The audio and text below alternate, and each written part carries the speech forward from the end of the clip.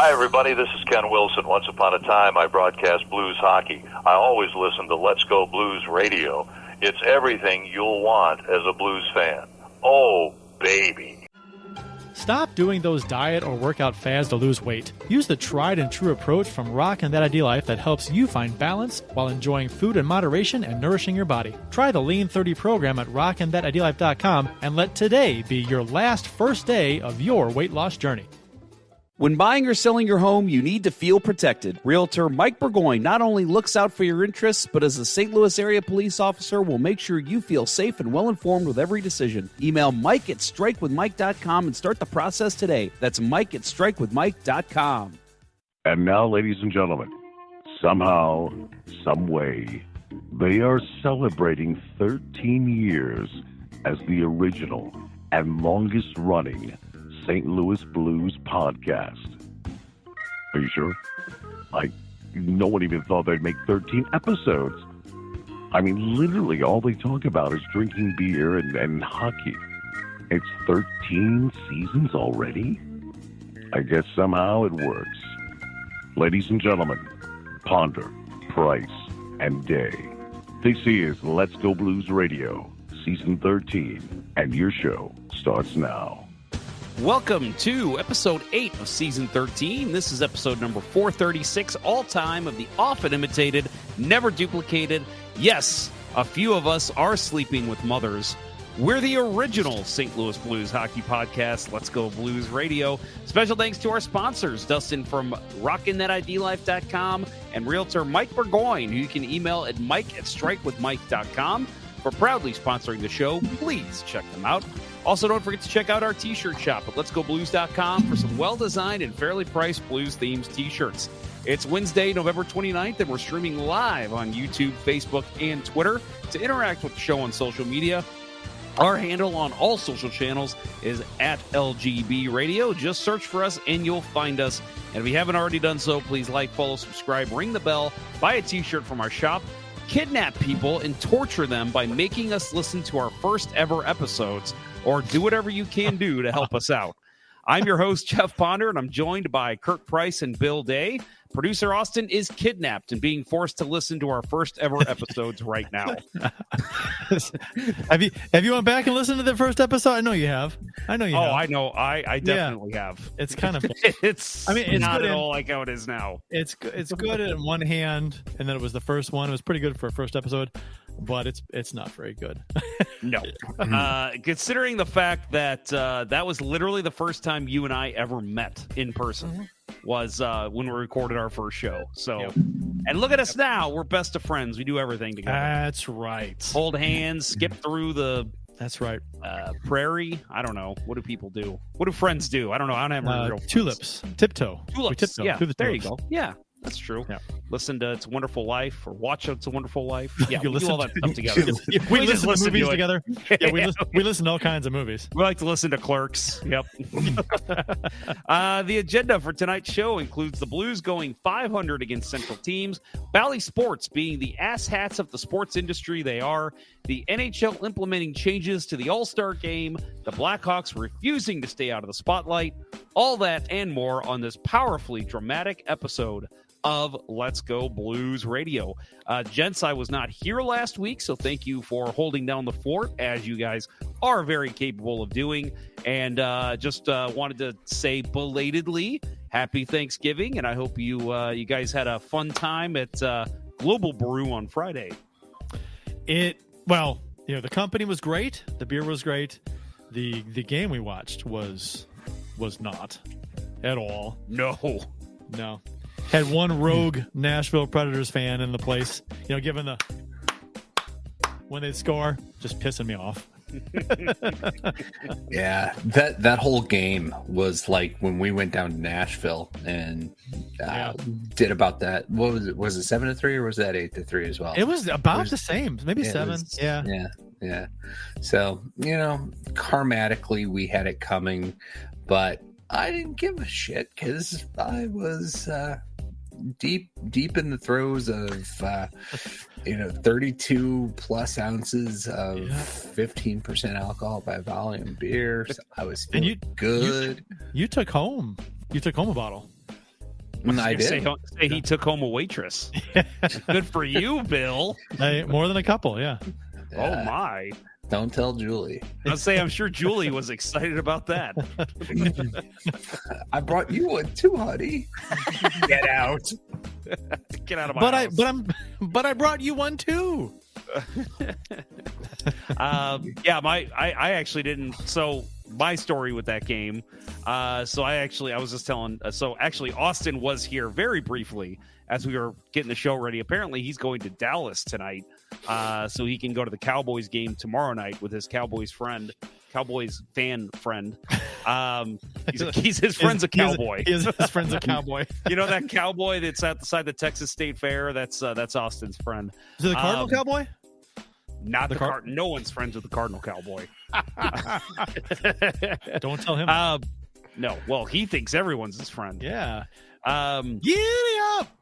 Oh goodness! Please don't. But yeah. So we. My problem, and this is probably a man problem, is Ooh. I do not know. Not like that. I do not know when it's time to throw out clothes. Like literally, I'll be like, I'll go and stop. Throw out clothes. What are you talking about? What do you mean? Oh my God, you know what I'm talking about. You guys don't throw out clothes. Exactly. Yes. Okay. Exactly. So I wear these like super awesome sweaters that I get from Old Navy. I just think they're cheap and they're beautiful looking. They're called SAS. They're called SAS. Super awesome sweaters. Ah, okay. There you go. You wear a lot of SAS. You wear a lot of SAS. I do. So I wear these things. They're all different colors. They're just, they look really good on me. They bring out my highs. They're great. So I love them. And so I've been wearing these things forever. And every now and then I'll buy like one, to add to my repertoire.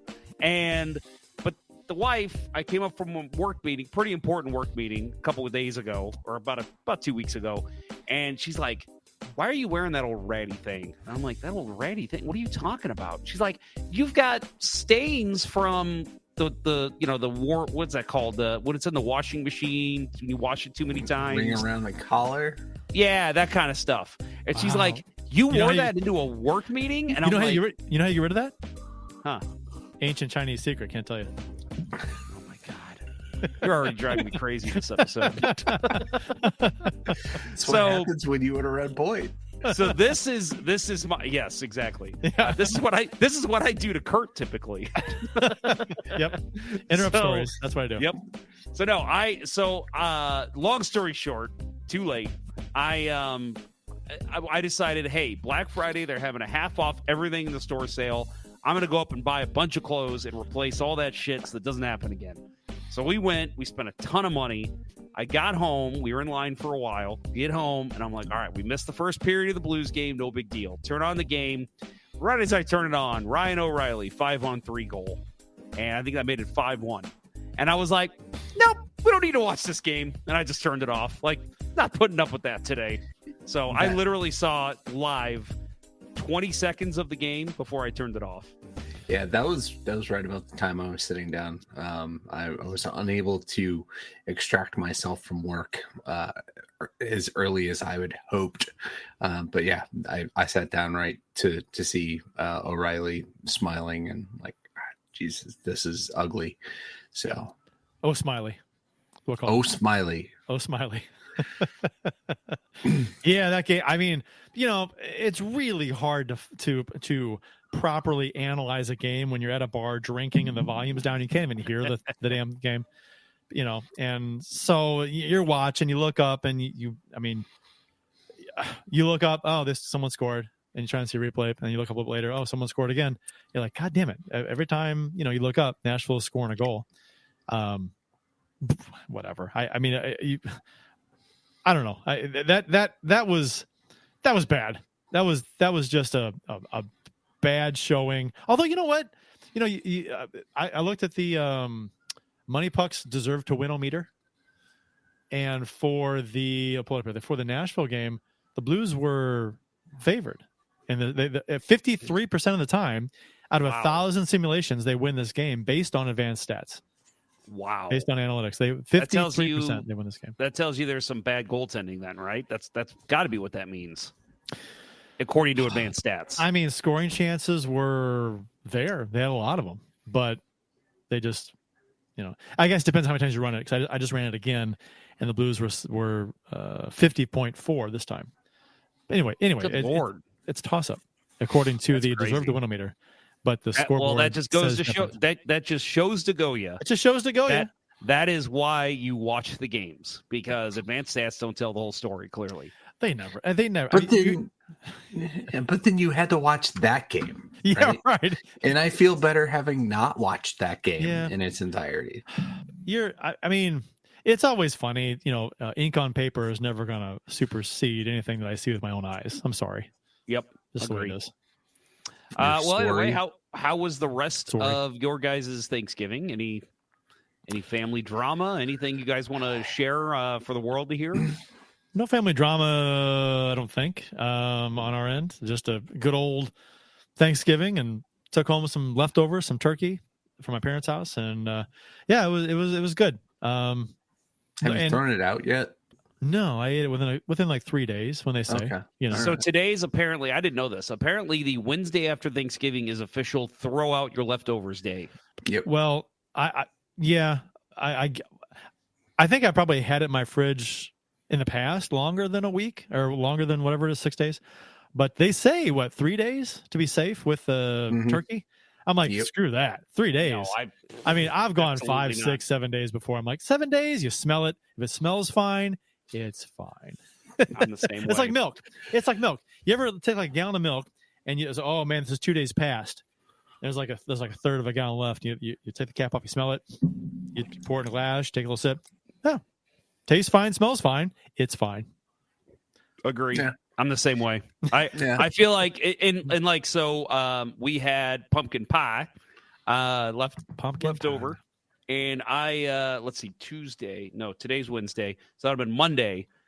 It basically said it's supposed to be thrown out by Sunday. I checked it Monday. I smelled it. I looked it over. Looked fine.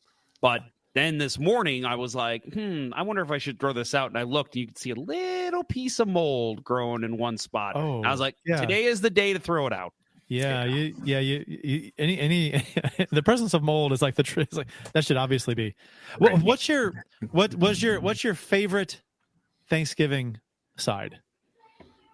Mashed potatoes. Bill? Green bean casserole. Man, that's a good one. I'm a mashed potatoes guy too. Mashed potatoes, gravy, just the right amount of salt and pepper. You get some of that gravy and the potatoes mixed in with the turkey. Oh, so good. My wife makes a mean corn casserole. Yeah, okay. I had that for the first time this year with actual corn in it, right?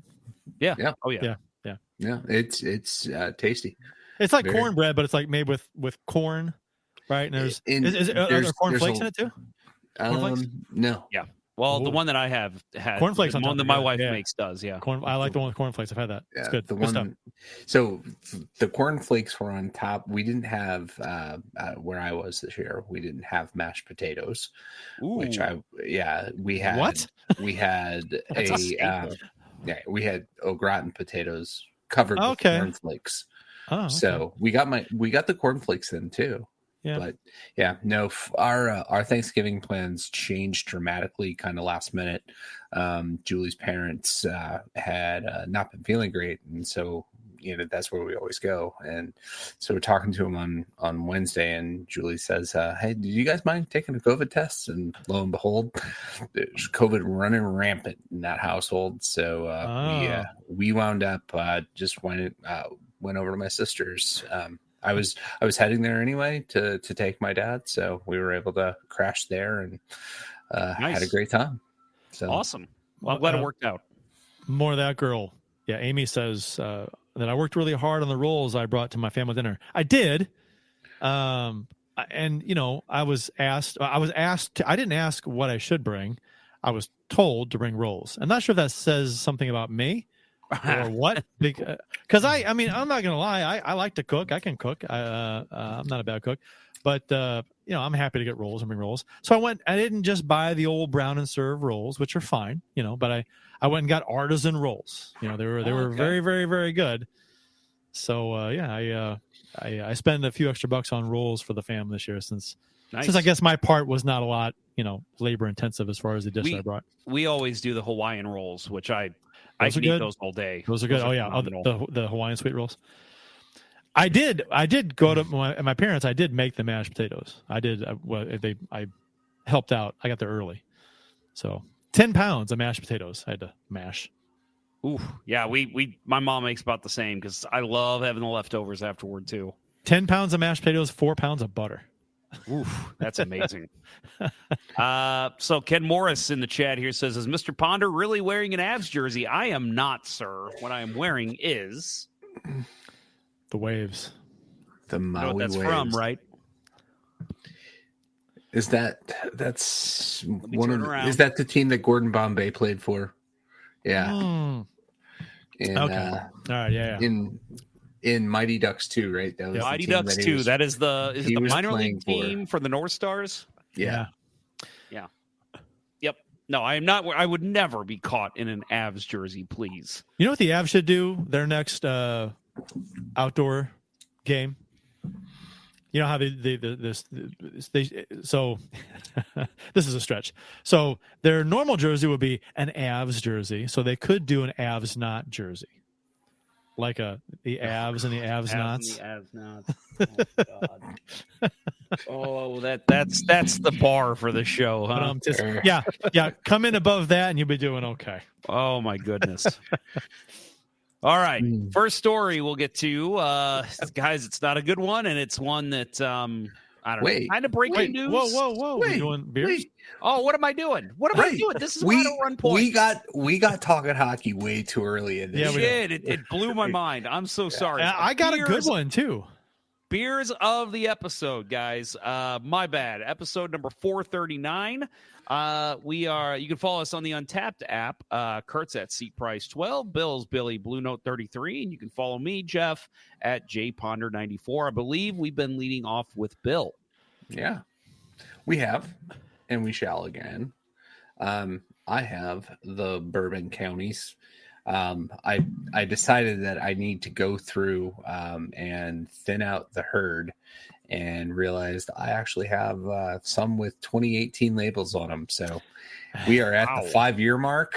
Yeah, it's time to drink these up before they're too terrible. I have one 2018 as well, and I brought it to Thanksgiving to drink, but nobody wanted any, so I didn't open it. I didn't want to drink it myself. Yeah, so I have. I actually have 2014, 2015, 2016, 2017, and I will not. 14. I will not open those at this point. Just keep them forever now. Yeah, I am. They were in a box that pass those on to your grandkids when we moved. So I was newly married in 2014.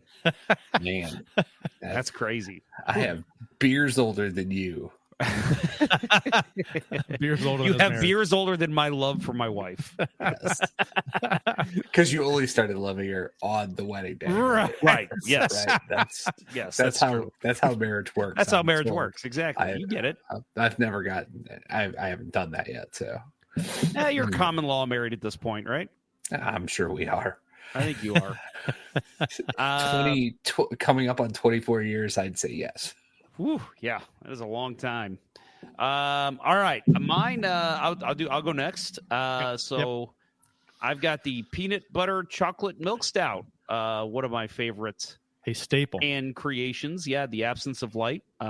Just unbelievable, rich, good stuff. All three hosts on this show recommended. If you haven't had it, you can find it in pretty much any grocery store now. This is the season for it. So, just if you like dark beer at all, and you like peanut butter and chocolate, this is the beer for you. It's fucking phenomenal. I have, where's the camera? There it is. Let's pull it up there. Whoop. I got one of the candy bar stouts from Four Hands, this one is the Snickers, based on the Snickers bar, but it is very similar, well, a little bit, to the absence of light. It is the peanut and caramel chocolate milk stout. And if you like peanut butter stouts, you will like this. You can taste the peanut butter in it, quite good, and the caramel gives a little bit of something there. It is quite good. I went by Four Hands to pick this up, and I got a sample of I got the variety pack, so I have all three varieties here. The one based on the Charleston Chew, and the other one based on Almond Joy. So the Charleston Chew is like a marshmallow and chocolate milk stout, and the Almond Joy is a coconut and chocolate milk stout. So, and I had a sample of both, and those were quite good as well. So, those do sound a lot better than the Fruity Pebbles stout from last year. From last year, you know that I think I had it on the show, didn't I? And then I had like gummy bears with it, and I said, "Boy, if you eat gummy bears with the Fruity Pebbles stout, I think it tasted a lot better." It was so weird. It was a weird pairing. Yeah. No, I did tropical Skittles with it, and same. Yeah, very good. Yeah, I agree. It went from a stout that was not very good to you pair it with something like that, and it goes to being pretty good. All right. So as I was saying before, I totally forgot about beers, which is the most important segment of the show. Our first news story is a little bit breaking today for those of you who may have seen it. Bally's may drop the Cardinals and Blues in September of 2024. They're calling it as, quote, as part of a wind down. Diamond Sports Group, who owns Bally Sports, revealed in bankruptcy filings that its St. Louis subsidiary, Bally Sports Midwest, posted a net loss of $13.8 million for the 9 months ending September 30th. In 2022, it reported a profit of $2.5 million, the filing said. The Athletic reported this month that a judge approved a wind-down plan for Diamond, in which it broadcasts Major League Baseball, National Hockey League, and National Basketball Association games through September 2024. The end of the baseball season is why that date stands out, while trying to operate as profitably as possible, then begin to wind down and try to pay back creditors, including by possibly liquidating or selling off assets. This story came from Jacob Kern of the St. Louis Business Journal. So it sounds like there's kind of plans in place now, because we've kind of been wondering, when are we going to see Bally's just flat out drop the Cardinals and Blues? It seems like this might be the drop dead date for both teams, and it's unfortunate because it's right before the hockey season. But to me, I see this as you have got plenty of time, and I'm mostly looking at the Cardinals, to plan for a Cardinals network. And maybe you work out something with the Blues and you get them involved too, so you can broadcast their games. But to me, you've got almost a year here. You've got 10 months. Let's get this figured out and find out what's going to happen with the rest of these broadcasted games, since it seems like Bally's is probably not going to be carrying them anymore. Yeah, they're going to be broadcast somewhere. Whether and the talk is, like you said, Jeff, that the Cardinals can put together a network. They'd be spearheading it, and then the Blues would be on board with that probably as well. It'd be interesting to see, if there's a secondary station, for conflicts with the Blues and the Cardinals, because there always is, because the seasons overlap. So either way, the Blues are going to be on TV somewhere. It's just a matter of where. I mean, there's no team in the NHL that is not on TV. They're going to be on somewhere, but we'll just see where they're going to be. Yeah, to me, this is the kind of thing that's going to be a landscape changing kind of failure, that you'll either see, like you guys are talking about, the Blues and Cardinals getting together for an MSG style St. Louis based network, or you're going to see something like NBC Sports try to build here. But I think it's more likely that we'll go with the local Cardinals network. I kind of hope I hope the Cardinals do something local. And they could do all kinds of stuff with, local college teams too, to fill airtime when the Cardinals and Blues aren't playing. They could do all kinds of stuff. I mean, thinking about it, and what a sports station can and doesn't do. I mean, you think some teams might be missing the boat with some of this stuff, and what they put on there and what they don't. I mean, They could do high school stuff. They could do college stuff. They could do, all kinds of stuff. Do televise the high school football playoffs or something. That'd be kind of cool. I mean, does anybody televise high school football games? Like, no, I don't. No. That'd be kind of neat. There is, my God, it's like, I think it's one of those like offshoot channels. If you have the HD antenna, I think one of those channels does pick up local football games every Friday. That'd be kind of cool to have, but that's some kind of, network for that. That'd be kind of neat. Yeah, I know that there was local access broadcast of hockey games when I was in high school hockey games when I was in high school, and it was always fun when you'd show up to the rink and see that there was a minor TV crew there. But yeah, it would be cool to see some professional production around those kinds of things, and with the kind of the boom with Lindenwood going D1 and SIUE playing bigger games, why not? SIUE soccer team is really, really good. Yeah. So. Yeah. There's plenty of good sports out here. There's not only just hockey, but there's baseball teams. I know Mizzou has a pretty decent baseball team. You could pick up something like that. I don't know if they're under contract anywhere, but there's plenty of stuff you could do. But I think either way, I think this opens up the door for something really unique and cool.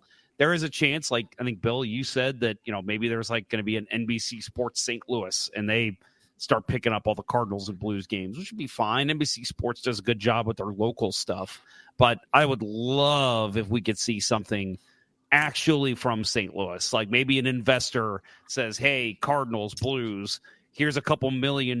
Like, let's do this. Let's buy the rights. Let's broadcast these games locally. That would be incredible. I've seen some people suggest that maybe YouTube is interested in kind of an Apple TV style, just with team by team basis, picking up all their games and streaming them. Whatever it would be, I'm all for it. I think it's something innovative and different than these awful TV contracts we get where we're getting blackouts everywhere. If we could start seeing some minor change in that area, I think that is for the best for the entire sport. Well, we will. It's 10 p.m. Do you know where your children are? Perfect timing. Perfect. Thank you. We will. Well, I was more saying perfect that it hit 10 o'clock. No, thank you. You don't make the time. No, it's on me. Thank you. I appreciate it. You're welcome. Yeah. You're welcome. Just like the rolls he brought for Thanksgiving. Good Lord, hold the applause, people. My goodness, it's not necessary. My goodness. Yes, I think I hear Jessica applauding upstairs. Yeah, she's very. There excited. are women crawling under the desk. Get out from underneath there. Come on. Oh my. Oh my. Just tearing away at your pant legs. How'd you get in here? Okay, you can stay. Just be kids, let them in. Just be quiet. Well, we will get to talking about the Blues' last 4 games, as well as some news around the NHL when we come back from our break. You are listening to Let's Go Blues Radio, and this is Jeff, Kurt, and Bill. We'll return after these messages. We've all tried a diet or workout fad at one time or another, but it always ends the same, right? We either lose the weight and then get back to our routine, but then put the weight right back on, or it just simply never takes hold. It's time to move into a habit-based program that focuses on organization and simplicity. Rock and That Ideal Life's Lean 30 lays it all out for you with the correct food to eat, how to meal prep, and even sprinkles in plenty of healthy recipes. With Lean 30, you'll get the full ID Life arsenal, including energy for that needed kick, a tasty Nourish shake for your needed fiber intake, Slim Plus to help control your cravings and provide a metabolic boost, Lean capsules help bust those sugar cravings, and ID Nutrition gives you the added punch you need that takes the guesswork out of what supplements to take. Join the many who are seeing success and make this your last first day on a new program. Visit rockandthatideallife.com to get started, and remember to email Dustin at rockandthatideallife@gmail.com for an extra 10% off exclusively for Let's Go Blues radio listeners. Start your transformation to the confident, vibrant person you've always wanted to be with rockandthatideallife.com. St. Louis hockey fans know how it takes a reliable captain and a team of hard workers to achieve major goals. As a police officer and a hockey player, realtor Mike Burgoyne would wear the C in any situation. As a leader in the home buying or selling process, Mike has surrounded himself with a team of trustworthy inspectors, lenders, and escrow officers that work together more cohesively than Hall & Oates. And as a member of many teams in his life, Mike knows the service our first responders, veterans, nurses, teachers, and yes, even you Let's Go Blues Radio listeners provide the community, so he offers special rates to those individuals. Find the value in Mike's leadership and teamwork today by emailing him at mike@strikewithmike.com or calling 314-753-4060. He'll work closely with you and only show you the homes that match your goals. That email again is mike@strikewithmike.com or call him at 314-753-4060 and succeed with your new teammate today. And now, back to Let's Go Blues Radio, the longest running St. Louis Blues podcast with Price, Ponder, and Day. The up and down St. Louis Blues continued their up and downness this week. Since our last show, they had 4 games, 2 wins, 2 losses. 6-5 win versus the Arizona Coyotes, 8-3 loss versus the Nashville Predators, 4-2 win versus the Blackhawks, and the 3-1 loss versus Minnesota. So the game against Arizona. Hey, before we get to that, I just want to ask you guys. So we talk about expectations a lot on this show, at least this season. Were your expectations to come out of these 4 Central games 2-2? Because that was my expectation. And I know I've said this before, that my expectation was for them to go 2-2. I just didn't expect it to be the way it went. An 8-3 loss, a 6-5 win, like that kind of shit was weird. See, okay. Looking at who it was in the division, Arizona, Nashville, Chicago, and Minnesota. I don't know what I expected, but I thought they should have won 3 of 4 from those particular teams, maybe. Arizona, I think Bill said that last week. They should be 3-1. Even though Arizona has had our number, we've had trouble with them in the past. You know, we did beat them. The game against Nashville was surprising in how it turned out. The game in Chicago, not surprising. The Minnesota game, we'll get into, it was, I mean, there was a lot going on with that game as far as their streak and their new coach and everything.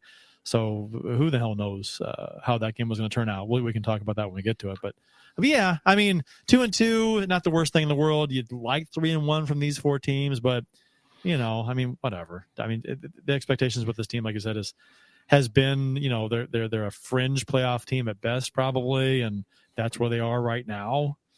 So, I mean, I'll say I actually expected basically for it to go loss, win, loss. I thought they'd lose to Arizona, win the 2 middle games, Nashville and Chicago, and then they feel like the get well soon card for the NHL this year. I think I said that on Twitter, that you're struggling to score goals. You need a win. Play the St. Louis Blues, because for some reason the Hyde version of this team will come out for that game, and that's how I felt going in against the Minnesota the game. Yeah, the Jekyll and Hyde thing is you know, frustrating as hell, right? And Justin Scott in the chat did bring up asking earlier, can't wait to hear you guys' thoughts on the Blues right now with people being bipolar.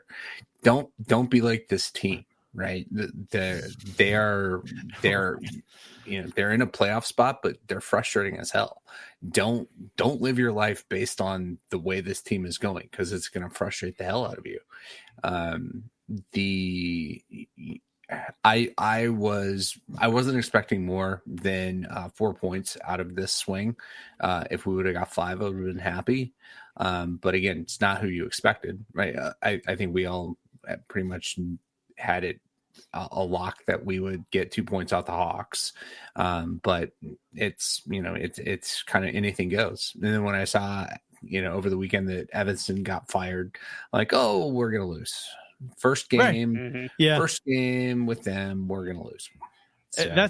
That's always, I think you said that on Twitter too, Jeff, is that, you know, that first game especially, with a new team and a new coach, a coach with a new team. A new team. God damn it. A team with a new coach. They're looking to impress the coach, and to play well, and they want to look good for the new guy, right? So they're going to do everything they can to play their best, which makes you wonder why they weren't playing that way before. But whatever. Well, yeah, I was chatting with my buddy Ryan, who's a Minnesota guy, and he said, I've met him. Yeah, you guys met him at Center Ice back. That was back when he was living here in St. Louis, and then decided it wasn't cold enough here, so he moved back north. But he looks like a puck buddy. Yeah, he is. He's total puck buddy. But the way I put it to him, it felt like the Wild had been playing super tight with dead man walking coach, and once that guy's finally actually dead, a weight's lifted off the team. And that seemed like what it was. And bringing in a seasoned guy like John Hines, who they covered it in the broadcast. He wasn't just sitting around waiting for a call. He was watching games and had a good feel for teams that might be coming calling. And whatever he did to get them lit last night was good. Matt Harris said, to be fair, those crossbars were brutal last night. They had more bars than I did on my birthday. That's true. I mean, they hit two, within 20 seconds of each other? Yeah, two on the same shift, Kyrou and I thought, Pretty much. And I thought, they didn't say it, but I thought Shen on that, when he tried to jam in the rebound, I thought his dribbled against the post too. I could be wrong, but it was outside. The replay looked like it was close. Okay, the replay looked close. Either way, I mean that was, and then they hit a post later. That was brutal. And especially those, if either of those first two go in, then it's different. It's a completely different game. But Minnesota deserved to win that game. They were the far better team. You just kind of hope that the Blues would sneak it out with the way Binnington was playing. Yeah. And he played a phenomenal second period, especially, right? I mean, he kept them in the game. And the Money Pucks deserved to win a meter, which I like to touch on every now and then. Had the Minnesota Wild after 1,000 simulations on advanced stats, winning 67% of the time. So, and they had Nashville losing more often than not against the Blues. Yep. That's just wild. Yeah. That is absolutely wild. No pun intended. Yeah, and it doesn't matter how many times you run it. The Blues always get the slight edge just a little bit against Nashville. Yeah. So that's kind of interesting. I mean, if you look at the hot spots too for the scoring chances, the Blues had a lot. And they got good goaltending in that game. Really good goaltending. So I mean, again, it was hard to properly analyze the game watching in a bar with no volume. But looking at the heat maps and everything and the stats, and it's like, the Blues maybe deserved a better fate in this game a little bit anyway. But it is what it is. You can't allow that many goals. You don't get the good goaltending. So let's get into the Coyotes game real quick. Anything you guys notice? So first of all, let's talk about the lineup. So they had the same lineup as they did against Anaheim, which was that 3-1 win you guys talked about last week. So Perunovic in there with the Scandella pairing. I've said before, I like Scandella. I think he plays better when he's with Perunovic. I think it allows him to play a big game. So I like Perunovic in the lineup. I think you have to make lineup changes after a terrible loss like they had against Nashville. We'll get to that. But going into this game, I felt good about the lineup. I like the forward unit. But man, I did not think we were going to have the game we had with God. It was so back and forth. The whole game. I know the whole game. A lot of NHL fans love that. I know Puck Podcast. Those guys talk all the time. They love the back and forth and goal, goal, goal, goal. I hate those games. I hate them. Not only as a Blues fan, just like as a hockey fan. You would have hated. When I watched those games. You'd have hated games in the 90s in the Smythe division. The old 7-6 games. It was a little different back then. I'm saying now, like the way the defensive structures are set up, like to me, I want a sound defensive game. I enjoy those more than the high scoring games. And when they're just skating back and forth, it's like, good Lord, like this is too much. I need some sustained offensive pressure and some good defensive plays. In a game like that, there wasn't any of that. It was all just back and forth and no defense. Blues outshot the Coyotes in this game, 31-25. The face-off percentage, 61.3 to 38.7. Blues dominated on the face-off dot. They have been all season. Yeah. That is one very good strength of theirs. They have been so good on the face-off. So, and Kevin Hayes has been a big part of that. You want to bitch about Kevin Hayes' game, I think he's played very well in the face-off circle. Yeah, But after trading away O'Reilly last year, I didn't expect a whole lot in the face-off department the year after he's gone. But man, they've really impressed. Thomas has been incredible. Yeah. Verana was not dressed for this game. So, and I can tell by looking at your face, Jeff, you got some thoughts about Verana not playing in this game. I do. Well, okay. I just want to say I put notes in our outline before last night's game. I thought Verana was the worst player on the ice last night. So I do think we will see him scratched again. But I will say, going into this game and going into the Anaheim game, it seems like Verana is always the scapegoat for Berube. Yeah. Like, oh, well, the Blues didn't score a lot of goals, or, oh, they were hemmed in their own zone too much, and there were turnovers. Verana, you're out. It's like, I don't understand that. He's one of your few offensive weapons. Again, I think he had a horrible game last night. But outside of that, I just feel like this guy is like one of the few guys who you can kind of rely on to at least, because he's a shooter. Mm-hmm. And that's what this team needs. They don't have enough shooters. Like, maybe he's not putting the puck in the net, 50 times a year, but you need guys who are going to drive the puck to the net and then have guys crash and create some traffic. And you're not doing that if you don't have the shooter on the ice. And to me, Kyrou and Verana are really your only two shooters, at least offensively, for the forwards on this team. So when he's always the scratch, like, oh, we lost a game, Verana's out. That kind of drives me crazy. Like, let's keep him in and maybe put Alexandrov in for like a Blay, or which we have seen a little bit. But to me, I don't know. I just feel like Verana, always the go-to to get scratched. Yeah. Just feels weird. Well, he's also not getting a ton of playing time either. He's getting like 12 minutes, 12 and a half a game. So not exactly, what Saad is getting, 15 minutes. Hayes gets 14 and a half. Shen's got 17 and a half average this season. So, he's not exactly getting some ice time either. Blay, he gets more than Blay. He's about a minute per game more than Blay. Blay gets 11 and a half. But still, it seems like Verana has a lot of raw abilities that's just not being tapped into like it maybe could be. I think for a couple games they were trying to set him up for the one-timer on the power play on the half boards, right? And that kind of went away. I guess they weren't scoring, but nobody else is scoring either on the power play. So I don't know. Well, and I think that's what's funny too, is that your power play is clearly, I think you guys can agree, right? That's the biggest problem with this team right now. Absolutely. Is that power play just ain't clicking.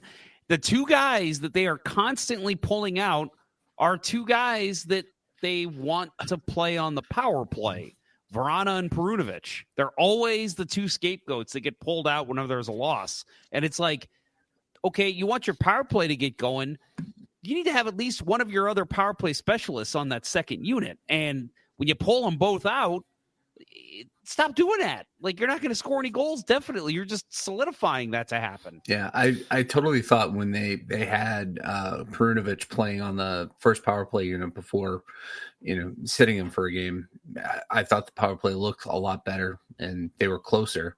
But yeah, I think that, with Torrey Krug running point on the power play, it becomes a little more predictable. They're going to look pass first and less fluid at the point. He's not moving, side to side as much as Perunovic will do. So having him come out is not good. And then, not having Verana available for the one-timer, because, man, the guy's got a wicked shot.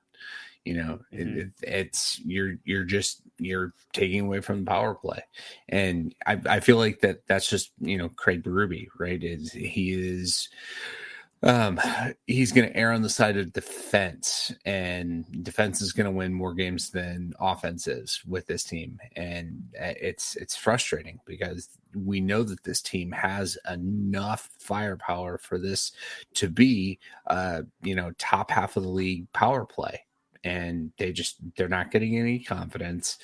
They're not getting any kind of traction. And I think having those guys constantly in and out of the lineup's not gonna do it any good.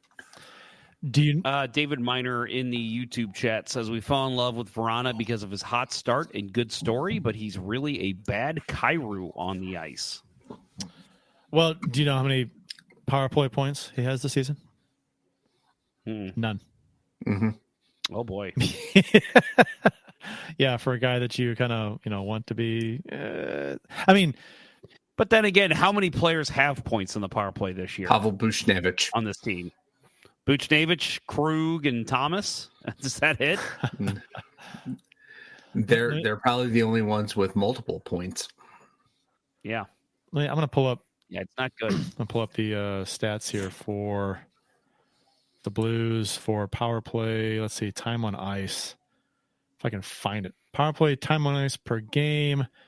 The Blues, so Vrana is getting 1:45 on the power play per game on average. So compared to Thomas, who leads the team at 324. But as he should. Deservedly so. Yes, right. No, offensive leader of this team. One of the He's one of the few guys that I've not been upset with. On do you know who gets? Play. I think he's making all the right. Do you know who gets 14 seconds more power play time per game than Vrana? Crew Hayes. That's interesting. Yeah, I thought so too. And he can make good passes when he's standing still, and that's what this power play does: is stand still. They don't move. So I guess it makes sense. Yeah. Prunovich gets 243. So he's up there. Bill, so with this Arizona Wild game, I wanted to ask your opinion. I thought this was one of Jordan Binnington's worst games as a Blue, as an NHLer, I guess.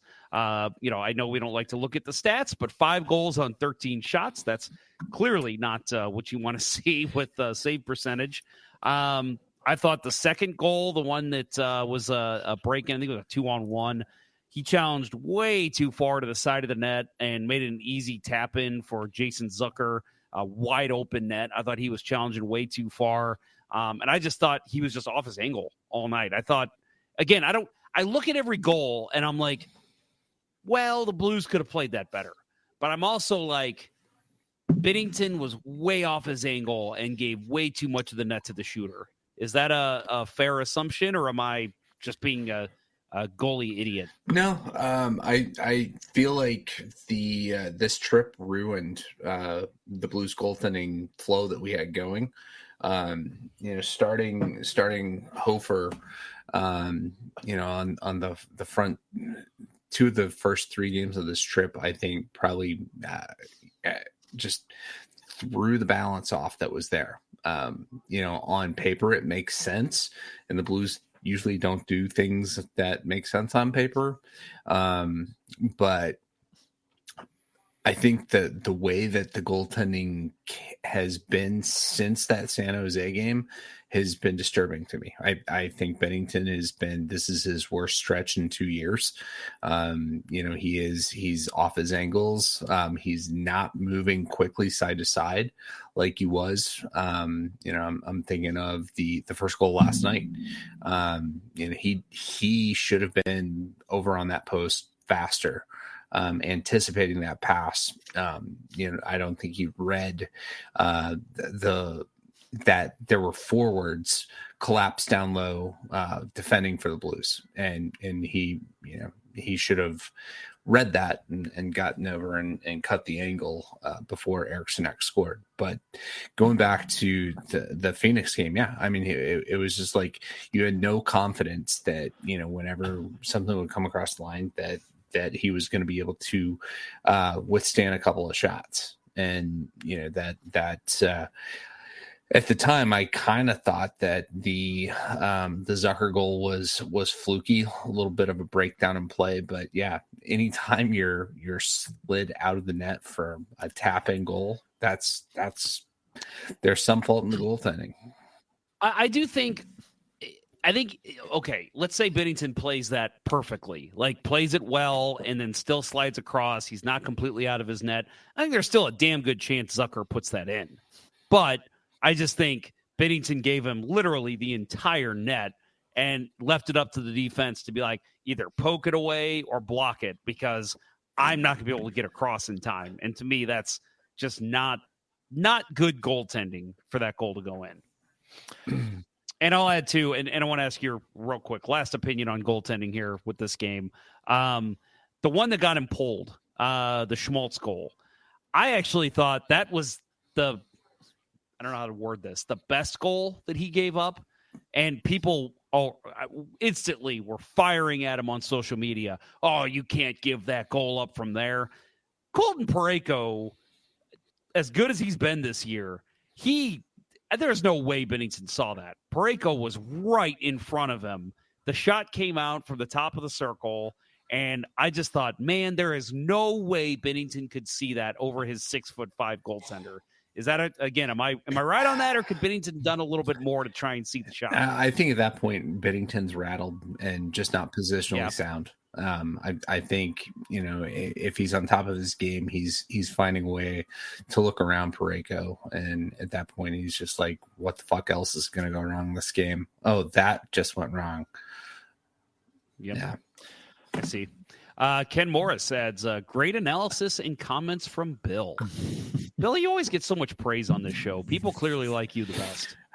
Something like that. You know what as far as goaltending goes with these last 4 games, so Hofer started against Anaheim last Sunday. So, and they got Arizona, Nashville, Chicago, Minnesota, 4 division games. And so you got 2 days off after Anaheim. I would have started Binnington against Arizona, Nashville, Chicago, and Minnesota. I don't care that he didn't have a great game against Arizona. It's a big division game at home against Nashville, and they started Hofer. I thought that was a mistake. I didn't like starting Hofer against Nashville at home in a division game against a team that's a handful of points behind you. There again with a new coach, they're going to come out on fire. You've got a number 1 goalie, a division game against a division rival in your building, and you start your backup. I don't get that whatsoever. I thought in Binnington's numbers at home too have been insane. Yeah. So yeah, I agree with you. I think you start either way. Yeah, he didn't have a good game. Hofer came in and played phenomenal. 13 saves on 13 shots in Arizona. Good for him. But he's fucking backup goalie at this. Yes. Like it's not a 1A, 1B situation. No. This is your starter gets the division a division rival. I mean, you're going to be battling with the Predators for playoff position probably this season. And you start your backup at home. I hated that decision. And Hofer didn't play well. Yeah, unless they sat them down before the San Jose game and said, this is the plan and we're sticking to it. And I don't think that happens with this team. I think it's, game day decision at best. And, maybe they looked at Binnington's day game numbers and said, well, we got 2 of these coming up. Well, we don't trust them. But statistically, you got to go with the home game, given his numbers. And Bill, I know we've all said it, but I know you have said it probably most. This organization has never been able to figure out how goaltending works. Ever. Even when it was run by John Davidson. Yeah. The only reason that someone could say why you start Hofer against the Predators is because of how Binnington played and how Hofer played in the game before. That's one game. You know who Binnington is. He's not that guy.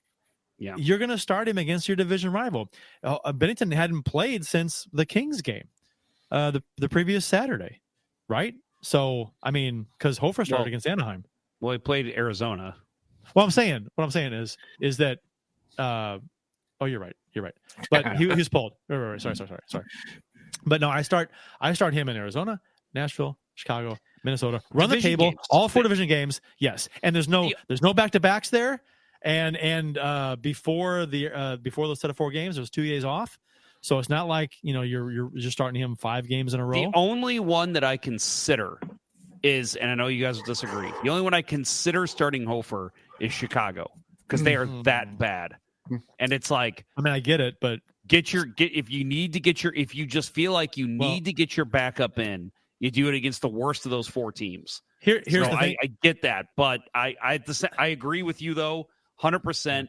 All 4 stars should have gone to Binnington. See, to me, I mean, and I know that the Blues outplayed Chicago. The game was not as close as the score. It could have been 6-1, but it was they couldn't put as many goals in as they probably should have, and the Hawks got a late goal to make the score seem fairly close. But yeah, I mean, I don't care who you are. I don't care how bad Chicago's playing and how well the Blues are playing.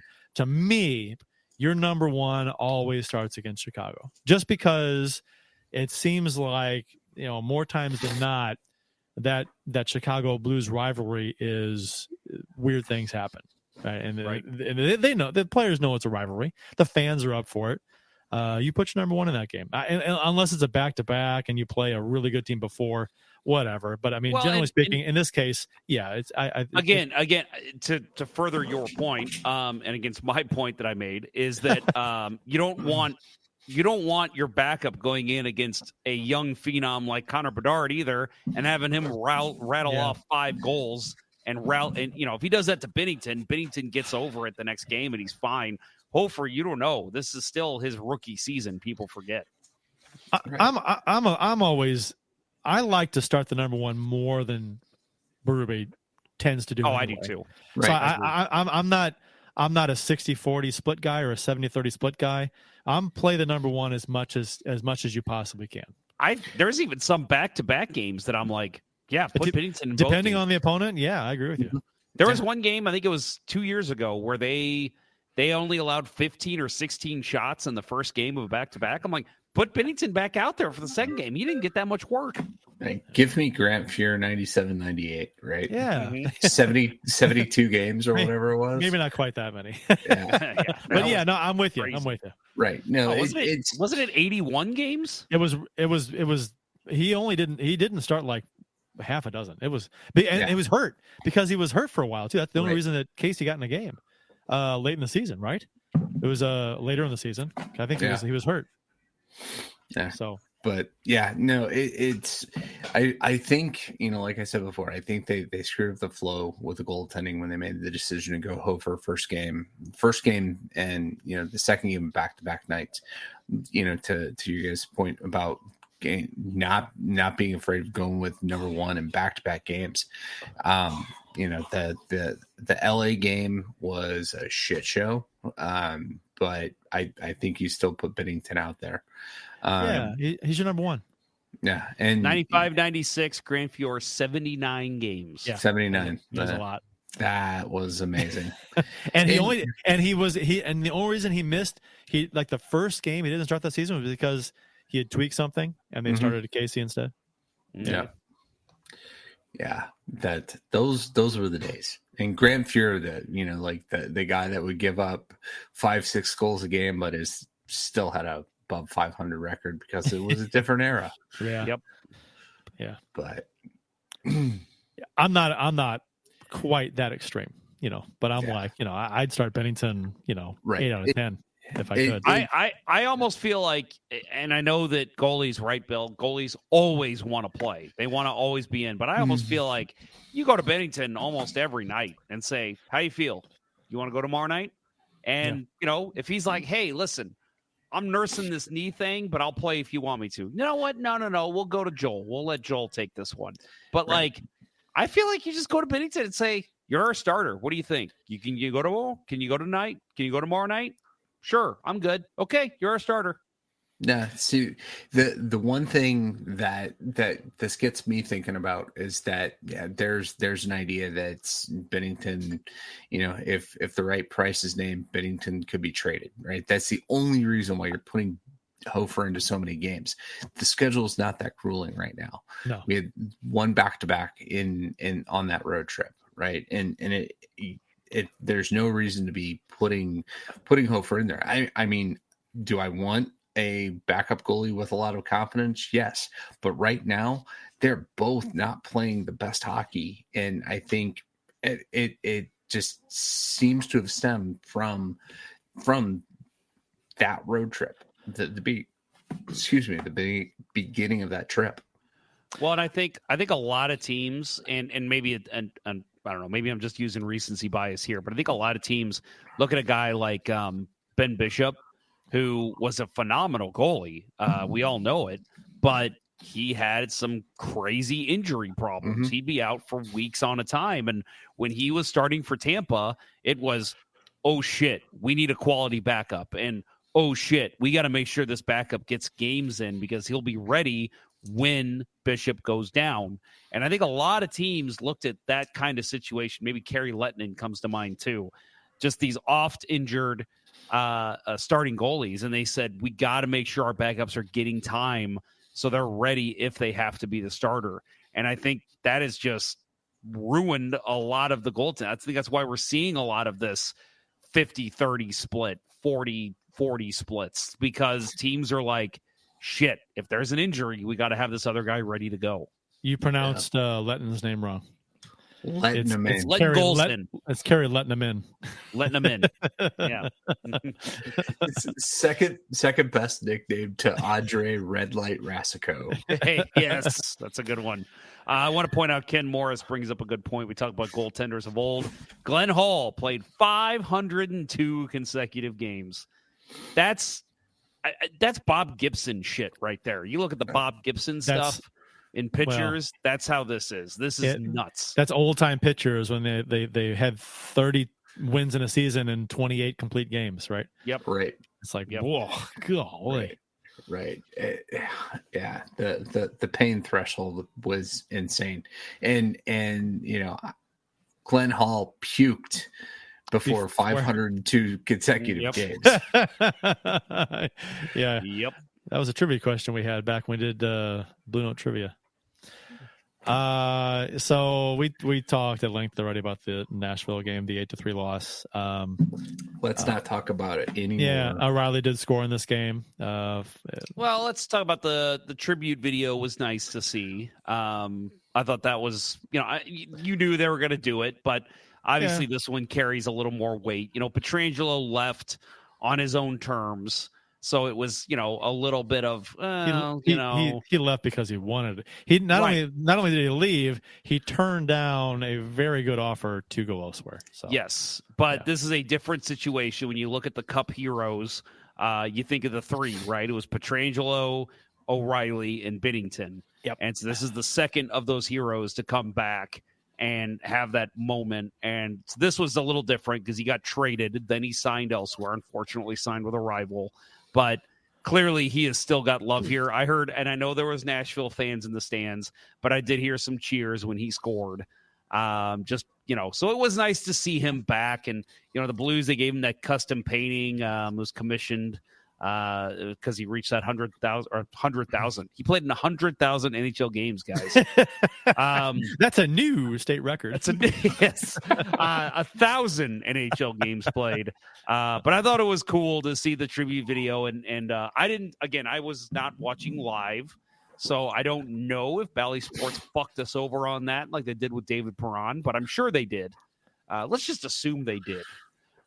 Right. And memo to St. Louis Cardinals network, get that shit right. Oh yeah. Don't follow some stupid corporate this is our programming protocol. Cover the important shit, the emotional shit that we just eat up. Don't cut the break in the middle of Charles Glenn's last national anthem. Right. But you can watch it on the website later. Oh God. Yeah. Well, the thing what all you have to do, because now they're inserting commercials in between whistles sometimes. Like they'll throw in one of those 15, 20-second commercials, which I don't like, but I don't hate. It's fine. I get it. They will need to make all the money they can. So all you got to do is when because when they're going to run that video, all you got to do, cut out one commercial and then let people see the tribute. And then the next whistle, just play another commercial. There you go. Problem solved. Everyone's happy. But we have to see the Auto Loan Pro. Well, but the next He's whistle, the real pro. The next whistle has scheduled commercials to go already, so they don't have time. You know what I mean? If they bump a commercial, they don't really have a place to put it in otherwise. Yes, they do. But if I'm one of those, they don't take so many commercial breaks. Right? Yeah, but I'm saying that when they focus out, like they show the game on half screen and they put another commercial up on the right, just do that. Do that with another commercial. I bet you that there's money involved. Well, I bet you that those ad rates run differently, different prices, probably, and they certain people don't pay for certain things. Now, I do wonder sometimes how it works when they don't have enough commercial breaks, like if there's just not a stoppage, and they have to take back-to-back commercial breaks. I imagine that every once in a while somebody gets bumped. A commercial. Oh, it's happened, but because they do the commercials at the 6-minute, 10-minute, and 14-minute mark. Yes. So I know that after the 6-minute, I think it's once it's under a minute 30. If they haven't taken their commercial, they just don't take it. And for whatever reason, there's like a power play or goals, bunch of goals scored. They just won't take it. So that happens. I wonder if those are. I assume that the client is not paying for that ad time if they don't get it. But if I'm somebody like the Auto Loan Pro or one of the local people that are advertising, like this is just me, but I would be like, if there's an important thing going on, like a tribute to David Perron, bump me. You got to stay with it. Obviously, regardless of how this works out, you have to stay with the tribute. You do that. Yeah. Like Bill said, here's what you do. Then you go on social media and you say, hey, just to let you all know, I told Bally Sports to bump my commercial so we could see David Perron's tribute. Then guess what? You're getting a shit ton of social media love. Yeah. Happy to bump our ad. We're happy to bump our ad so Bally's could show the tribute video. It's not a hard thing to do. I think you're right, Bill. I think companies would gladly do that because they would get praised if they announced that that's what they did. Right. Even Car Shield, right? As if they don't have enough ad space. Right. We're going to cut you out. We're going to cut out Ryan O'Reilly's tribute so that we can show a commercial with Ryan O'Reilly who doesn't play her anymore. Well, would you say that Car Shield? Car Shield's? Jesus Christ. I would say that their commercials have been pretty effective. Okay, effective is the wrong word because I don't know the return on because you bought a Car Shield policy. No, no, never. But the thing They're is, doing well. I personally enjoy the commercials. They're kind of viral amongst St. Louis Blues fans. Mm-hmm. Everyone knows. The Car Shield commercials. And so, and I bet, but most people probably don't quite know what Car Shield entails because they don't talk about it a whole lot, even if they try to. But no, sales people like the brand to association with the fun commercials. Right. No, this year's commercials, brand. Right. They are. They're definitely a hockey brand, and they get hockey better than most companies in St. Louis. But this year's, most St. Louis thing.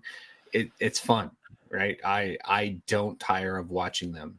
Maybe I'll change my tune when we get to March and we're still seeing the Pat Maroon arm wrestling Fredberg thing. You know what? It's interesting because it is kind of cool to still see Pat Maroon and O'Reilly doing these commercials. With Shen mixed in, right? So that's kind of cool.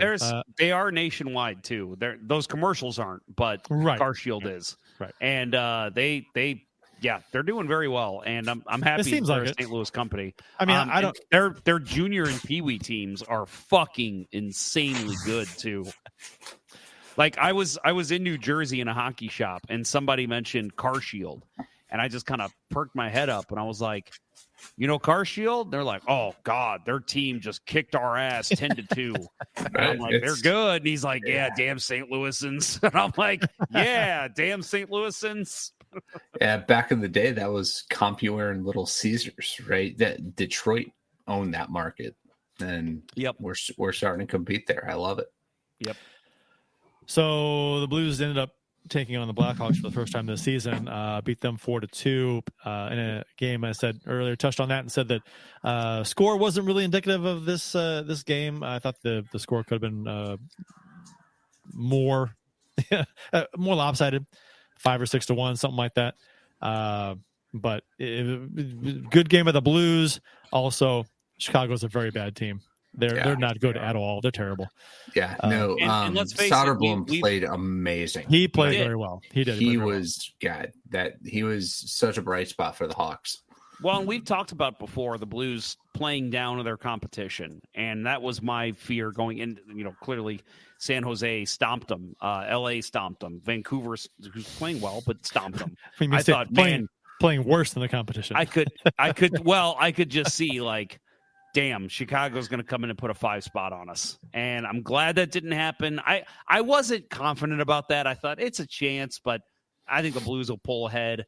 And they did. I think they for the most part, dominated play. Like you said, I think Bedard played really well. He did. I think Bedard would have had to run wild on the Blues for the Hawks to have a chance in this game. Yeah. Which he couldn't, because I thought, go ahead, Bill.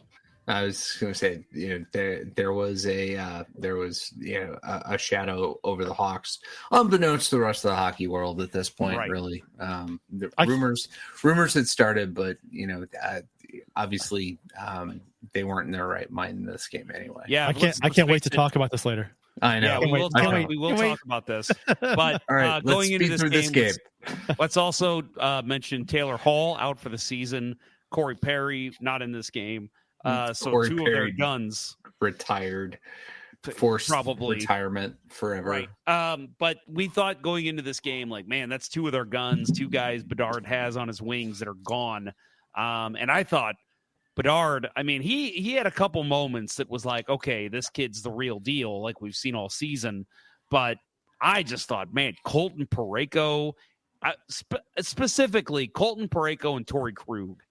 There was a couple times that he would start to make a play. Like you could see him coming in from the half boards, and then you'd cut a little bit to the net, but then he wouldn't get a shot off because Parayko would be right there to either body him up or poke the puck away. There was one specific play I remember, I think it was in the second period.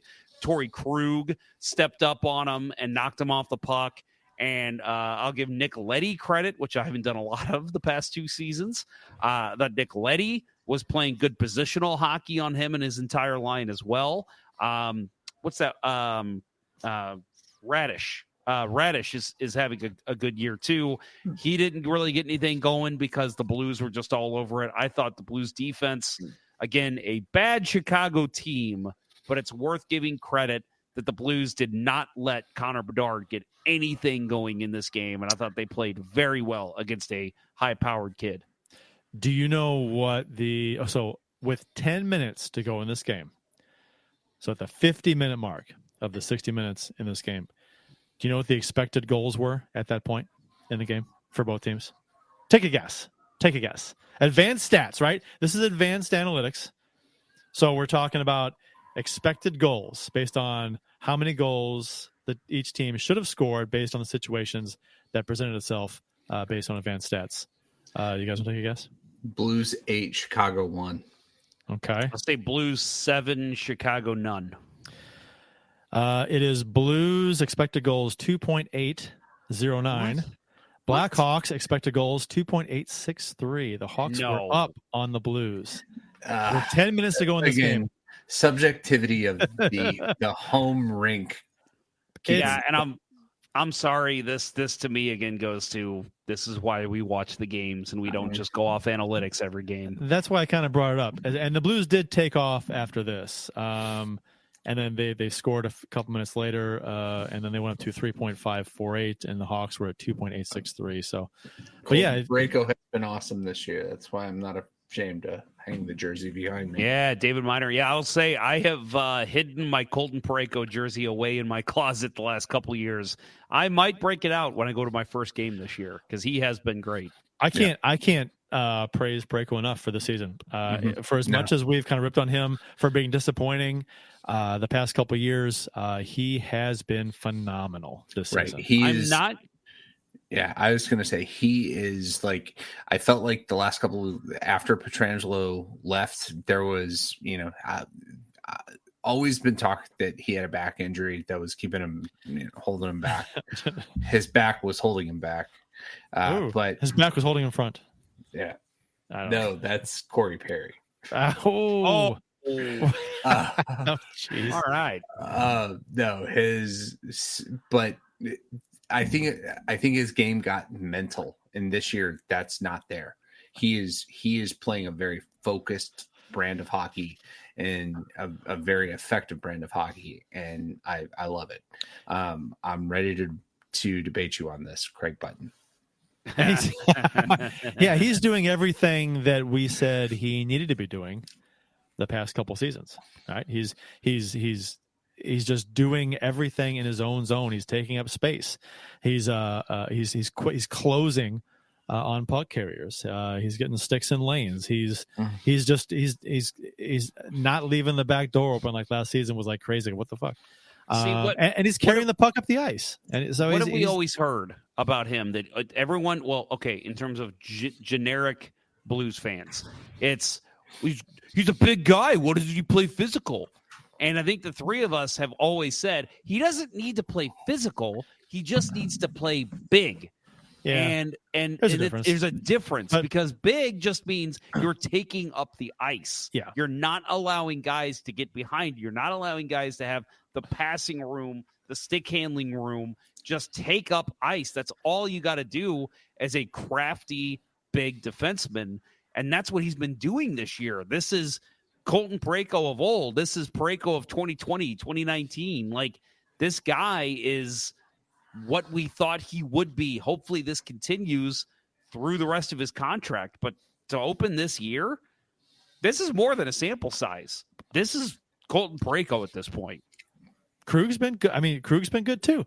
And I think that's been a big part of the turnaround for the defensive unit generally as a whole. Krug and Parayko. That was a big huge part of this defense that was not playing well. Right. And now they are. Separate components, right? Different pairings, and you have two players that have played to or above expectation. When last year they both played below expectation, the team is going to look a hell of a lot better, and they have. Now, I know that some of the backlash I've gotten talking about Krug's defensive ability and his offense is starting to pick up. Some of the backlash I've gotten is he's still not living up to his contract. Okay, that might be true. But he's playing well. Like, I will say last year, and I said it on the show, and I think you guys agreed. At this point, don't even play him. He's a healthy scratch. He's awful. At this point, you take him out of the lineup, you're an idiot because he is at least, I actually think, and again, don't hate me. I don't know if you guys will agree or not. I think he's playing better than Falk. Falk, I was thinking about this last night, right? That Falk is just kind of, he's been invisible for a bunch of games. You expect him to have a good game against Minnesota where he's from. And it was like, very ho-hum, just not very noticeable in any way. I don't think you can't have that with him. I don't think he's been bad, but I agree. I think in order for him to be effective, you've got to notice him. And I don't feel like we've noticed him enough. Yeah. But I'm not going to say he's playing poorly. It's just we haven't noticed it as much. Ken Morris says Team Colt 55 with Jeff, and that would mean Colt up. I should have worn my Colton Parayko jersey. Maybe I'll do that next week. The Chicago game did kick off the dad strip, which the Blues have traditionally played very well in the dad strip. I think good thing it wasn't the mom's trip. Yeah. Oh God, the jokes keep coming. Just like Corey, just like Connor Bedard's mom. See, you guys are part of the problem. You guys are part of the problem. What are you talking about? We're part of the problem. We get to fucking have fun at the expense of the Blackhawks. We're a fucking Blues podcast, and we're not associated with the NHL. We can say whatever the fuck we want. Did you see that the Hurricanes picked up Corey Perry off waivers, and then they and then they immediately canceled the mom strip.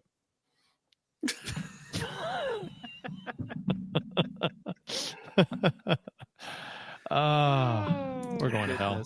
Yeah, I mean, it makes sense. The Hurricanes. It's always Mother's Day at Corey Perry's house. Did you?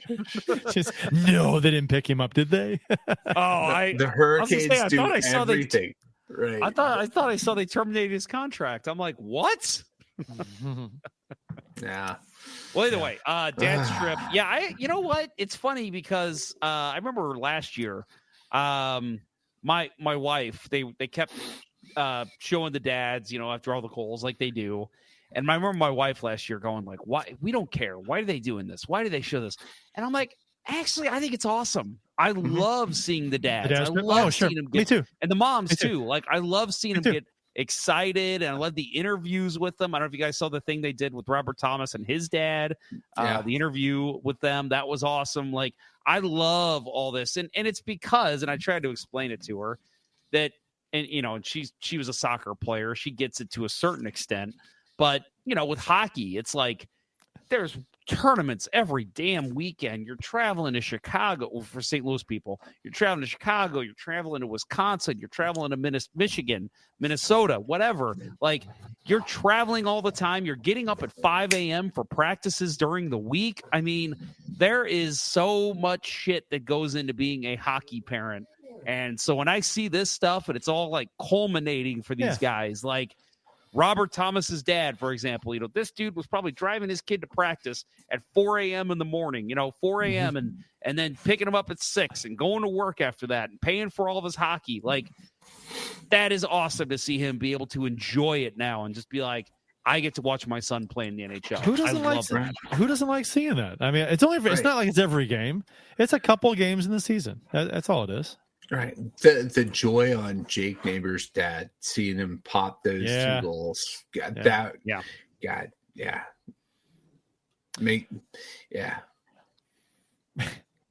team, good game against a bad team. That's a good summary for this game. Yep. Matt Harris says, well, we've been calling Perry a motherfucker for years. Guess he finally wanted to prove it. We should say that is not true. With the rumor that one is out there is not true, but it's fun to talk about. It is. Well, do we really trust the Hawks to tell us the truth? Yeah, well, we'll get into that in a minute. We will. And the Blues did lose to the Wild 3-1 on Tuesday night. The Wild, before this game, they fired Dean Evison as their head coach, and they hired John Hines in his place. Brunovich was in for Tucker. Brunovich should always be in for Tucker. I agree. Especially in Minnesota, right? Where much faster team. Yeah, right. And again, like Minnesota, I think they're the most penalized team in the NHL. No, they're the worst penalty kill in the NHL. So you need a guy out there for the power play. Yeah, right. Until they have a 4-minute minor against us, and we have one fucking shot on goal. Yeah, and so they talked about Minnesota having the worst penalty kill in the NHL coming into this game, and the Blues were the second worst power play. So you figure, we've got the statistical advantage. Can you imagine having a worse power play than the Blues? Somebody's gonna come out on top. And you figured it was going to be, I mean, with everything going on with Minnesota and the new coach and the players wanting to play up and to impress the coach to because he's new and you want to impress the new guy, the new boss, right? So, and Minnesota played a very good game. I thought they played really well. They took away a lot of the Blues passing lanes. What I was impressed most with on the power play is that I love the bumper play. And we've talked about this before, where the Blues pass down low and do a quick little bumper pass where the forward slides back away from in title on the goal, slides away from coverage from the defense in that soft spot between the offense and the defense. So pass from the point down low, and there's a quick pass to him sliding back. The Wild were all over that. I saw 3 or 4 times the Blues tried that on the power plays, and as soon as that bumper pass started, they just swarmed that player who was in that soft spot, and they covered that very well. And I was like, that's a great play if you can the other team doesn't know what's coming because you find that soft spot. But they anticipated every second of that. They did. Yeah, they anticipated everything in that, especially in the power play and the penalty kill. And Minnesota did very well, blocking passing lanes, blocking shots, tons of block shots. They did a good job. It's like they knew the Blues game plan going in on the PK. Oh right. Man, they did. You mentioned the block shots. I need to. You know what? I think I got it right here. Block shot. Yeah, 25 block shots on record, which is a lot. Is good. And the Blues definitely. They had some chances that, and I thought Gustafsson played well, but the defense played even better. They were all over the ice in front of him. Yeah, they definitely were. And I mentioned earlier about John Hines, and how he had sat around watching a lot of tape or watching a lot of games, trying to figure out where he's going to go. You have to think that he watched a lot of Blues games too, because I was thinking the same thing. They played us perfectly. Right. Yeah, I thought the same thing. I thought because that was one of the things they did, I think, on TSN. They asked the whole panel, like, I don't know, it might have been ESPN, but they asked at the start of the season, who's the first coach fired? And I think a couple people picked Berube. Mm-hmm. So I'm guessing John Hines was thinking the same thing. Like, I should watch some Blues games just to make sure. Yeah, and I thought apart from their penalty kill, knowing exactly what we were going to do, their approach to the Blues, in the defensive zone, pressure the boards, get Jordan Kyrou to make a turnover, and that worked. And then the other thing was speed down low, and they were opening up plays that other teams haven't. And made me think a little too much of last year with some of the openness of the back door. But they really emphasized their speed down low and were super effective. I think I know Minnesota blocked a lot of shots in this game, but when the Blues get into trouble in games is when so far this season is when they're not getting enough pucks to the net. When they started to turn things around from the wishy-washy start to the season, they started throwing stuff at the net. They were getting outshot every game by a lot. But when they started to throw more pucks to the net, and that they were getting some results with that. And this game, they were held down on. I mean, they had 9 shots in the first, 5 in the second, 10 in the third. Not a ton of shots this game. 24 for them. Minnesota had 37, and Minnesota did block a lot of shots. But just not getting shots through, not shooting, not being as predictable, and not getting enough shots quickly. Like Kyrou, for example, there were a number of times in this game where he'd stick handle into traffic into the slot, which is fine if you want to get a certain angle, but you got to get that shot off quick. Because if you're going into traffic, there's sticks everywhere. You're going to have guys trying to poke the puck away from you. There's guys going to be going down to block shots. I found it was almost like a Tarasenko syndrome where I'm like, get the fucking shot off quicker. Don't Tarasenko would dust it off, and Kyrou was coming across, and he would he bared on a shoot, and he'd wait a half second to change the angle and try and shoot. And it was getting blocked so much. And it was just a stick would get in the way at the last second, or a leg would get in the way. And I'm like, he's just not, this is oversimplifying it, but I think a number of times he's just not shooting quick enough. He's not getting the shot off, and something's happening. His opportunity closes in that fraction of a second that he delays, and it's taken away. And I saw that happen a number of times last night against Minnesota. So, and the team in general, like I said, throw the puck in the net, especially in the power play, go crash the net, throw the puck in the net, 24 shots on net, not going to cut it on most nights against most teams. So, it's a thing where you saw results earlier in the season when they did that. So I'd like to see them get back to that, because I think they're shying away from that.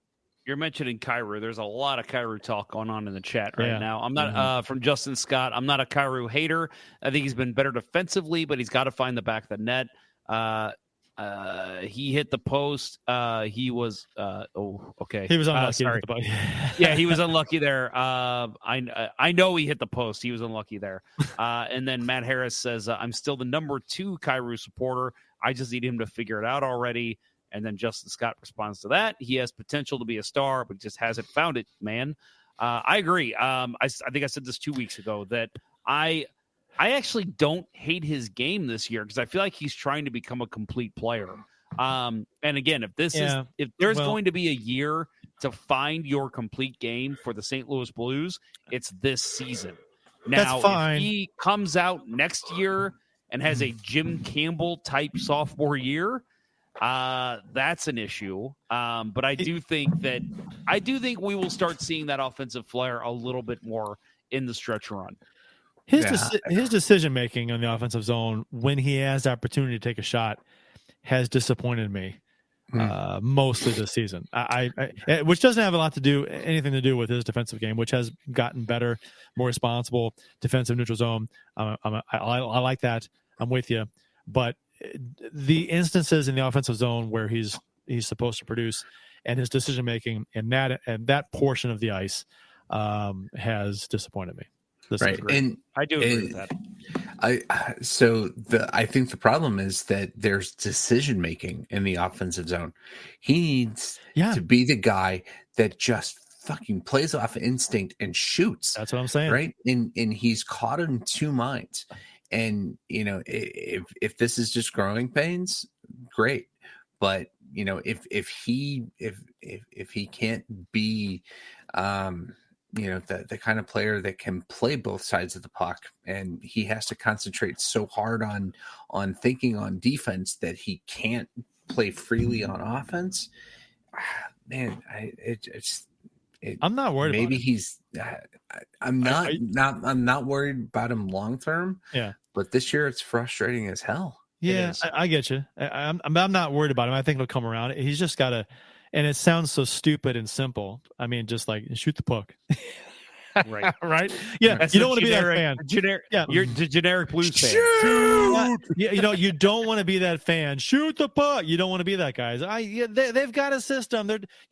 But at this point, when goals in certain games are hard to come by for some reason, things are drying up, not getting shots on net. Third period comes around, you got 18 shots on goal to start the period. You're like, what? We don't have many shots. Shoot the fucking puck. That's pretty simple. And I don't think, you think a guy like Kyrou would be like, oh, you want me to shoot the puck? All right, let's go. I'll shoot. Yeah.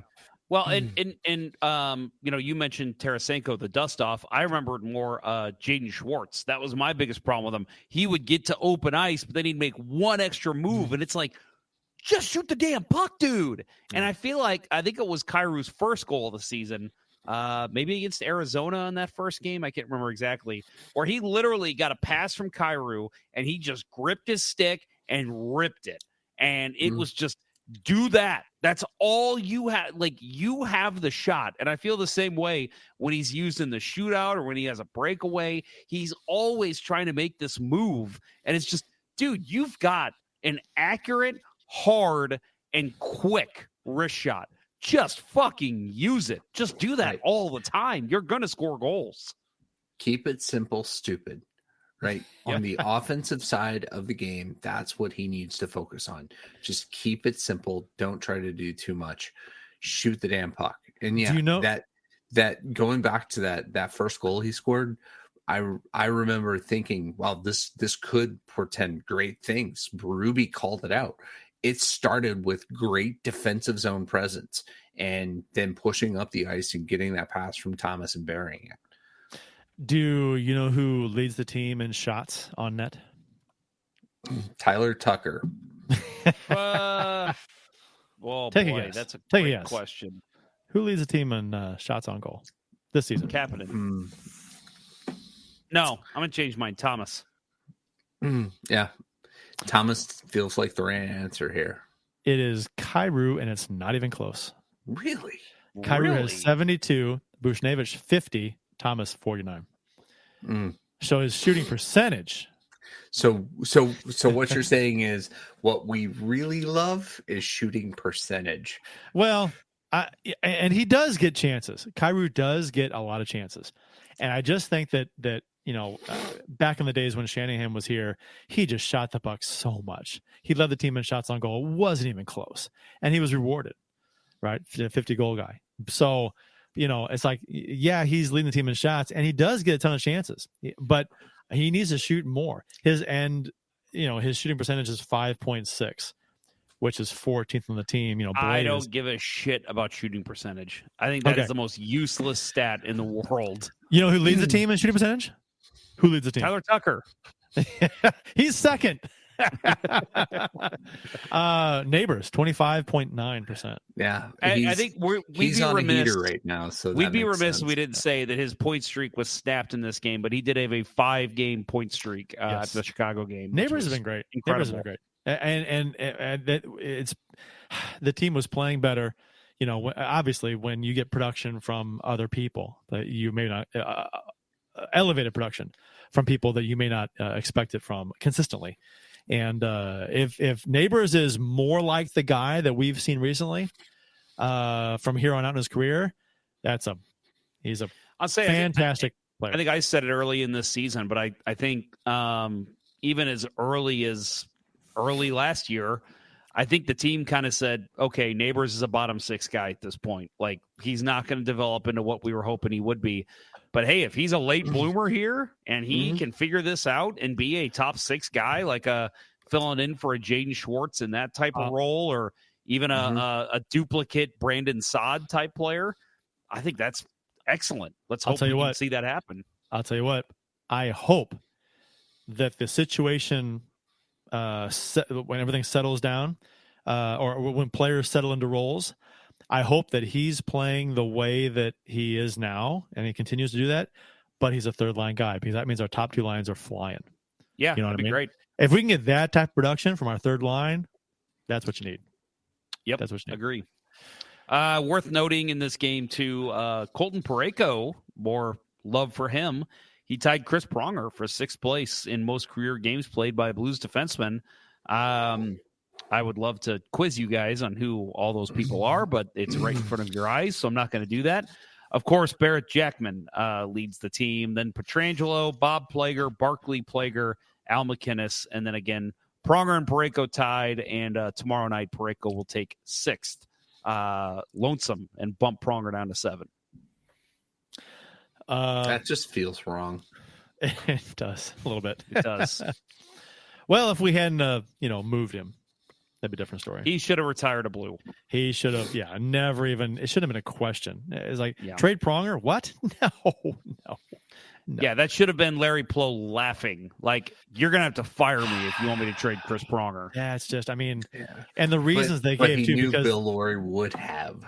Yeah, that's true. Laurie's reasons, at the team at times, like, I'm trying to sell the team. I don't want any big contracts on this roster for a potential buyer. You don't want a star player? Are you fucking kidding me? He's one of the best players. He's one of the best players ever, arguably the best player in Blues history, and you don't want him on the team for a potential buyer. You want those kinds of players on this roster for a potential buyer. It's so fucking stupid. It was a total corporate cost saving move. Yep. It should have been, because they all had $9 million contracts, Tkachuk, Waite, and Pronger. You should have traded both Tkachuk and Waite before you traded Pronger. Easily. Not a question. Yeah. Yep. Although you have your Tkachuk fans out there. I mean. I love Keith Tkachuk, and I love Doug Waite, but there's no question in my mind. I was a big Waite fan. I think Waite was one of the underrated guys when he was here. Big I loved him. Huge Waite guy. All right. So was Keith Tkachuk. He is now. Bill's got the jokes tonight. But I'm I mean, what else can we say about this game? I'll just add that I thought the second period, the Wild just brought it to the Blues in that period, and I thought there is no. If Jordan Binnington would have had a game like he did against Arizona, that would have been a 6-1 game, 7-1 game. Like it was not a good showing by the Blues.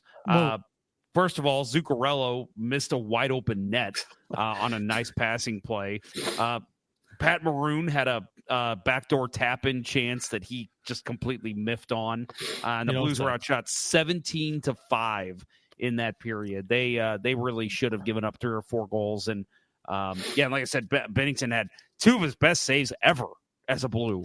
I thought on that penalty kill. I thought the one across that the guy one time, I can't remember who it was.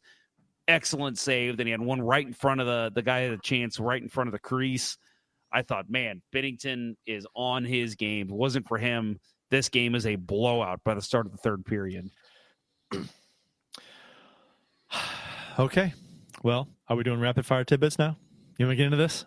You want to do next up for the Blues real quick? Oh, right. Next up for the Blues. Thursday versus Buffalo, 7 p.m. Then they go to Arizona at 8 p.m. on Saturday. Monday, they're in Vegas at 9 p.m. And Wednesday versus Vegas again at 8 p.m. at home. So home and home against the Vegas Golden Knights, which, yay. Yeah, I'll be watching the next 2 games on delay because I have a wedding rehearsal and then a wedding Thursday and Saturday. So gotta make sure you get those weddings right. So rehearsals are important. That's right.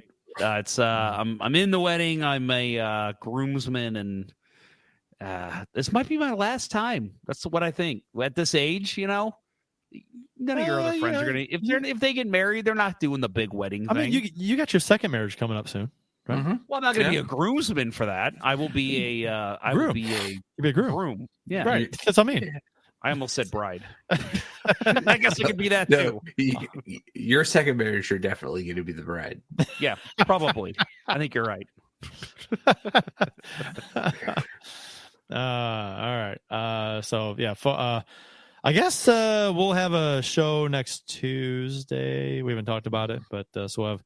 That seems right. Yeah. So between now and our next show, Buffalo, Arizona, and Vegas. So fun. So we'll do a show sandwich between the Vegas games. It's going to be December, our next show. Yeah. That's weird. Rapid fire tidbits from around the NHL. Let's get into this. The Chicago Blackhawks put Corey Perry on unconditional waivers with the intention of terminating his contract due to unacceptable conduct. The Blackhawks said Perry engaged in conduct that is unacceptable and was in violation both of the terms of his standard player's contract and the Blackhawks' internal policies intended to promote professional and safe work environments. Rumors circulated about Bedard's mom, but the Hawks came out and said the incident had nothing to do with any other players or their family members or family members of players. So they tried to shut down the online rumor, but people love conspiracy theories. So they pretty much think the Hawks are covering up now, and they ignored the explanation that they gave. The Hawks have zero cred after the Kyle Beach and subsequent. I get it. Yeah. More rumors suggest that it involved an employee of the Chicago Blackhawks. It was while they were in Columbus, apparently. Right. And that's a rumor too. So, well, is it a rumor if Emily Kaplan of ESPN is coming out and reporting it? I mean, stuff's been reported on before, but yes, that's the most credible, source we've had for any of this stuff so far. A question for you guys. So we can talk about this and what we think about it, but is the public entitled? Because I've had discussions with people the past couple of days about this. A lot of people think that they're entitled to know what exactly happened with Corey Perry and why he was released and why they're terminating his contract. They think that it is the Chicago Blackhawks' duty the fans are entitled to have this information. And I kept asking, who are you? Why do you think you're entitled to this information? I totally get being super curious and wanting to know. I'm super curious. I'd love to know. Right. So we can talk about it. But I'm not entitled to know this information. This could be a super private matter with a third party. Who's putting this out there? This is a private matter. It doesn't have nothing to do with the team. Apparently with any players or players' wives or whatever, contrary to popular rumor earlier, which was that Perry had slept with Cotton Bedard's mom, which is just like the funniest thing. There is so there is something coming out tonight as of right now. Okay. That might explain what happened. Okay. This comes from a trusted source of mine. He is I think they do a podcast now too. Puckin Hostel. He's a Blackhawks, kind of like us, just a Blackhawks kind of new media. He says, quote, according to sources, an alcohol-fueled incident involving Perry was alleged to have occurred during an event that included corporate partners and team employees in attendance. So that is interesting. It would be more interesting to find out what exactly was said or done. But this is like if that's true, this is like a carbon copy of what happened with Jim Montgomery, right? Dallas Stars head coach. He was, there was rumors going around about, he's being fired, but what's going on? And he had a drunken incident with, whatever, an embarrassing thing, and he had a drinking problem, and it was amongst, I forgot the details of the story, embarrassed the team basically, and he was let go. And so this could be something similar with Corey Perry. And maybe the same thing happened with Montgomery. People wondering, speculating this, that. Now, granted, Connor Bedard's mom wasn't involved with that rumor.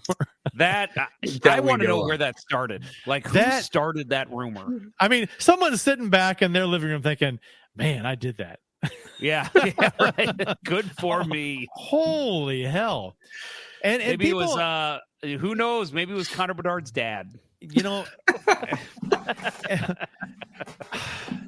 It's like, I don't even, it's so strange how all of social media too, they just jumped on board with it.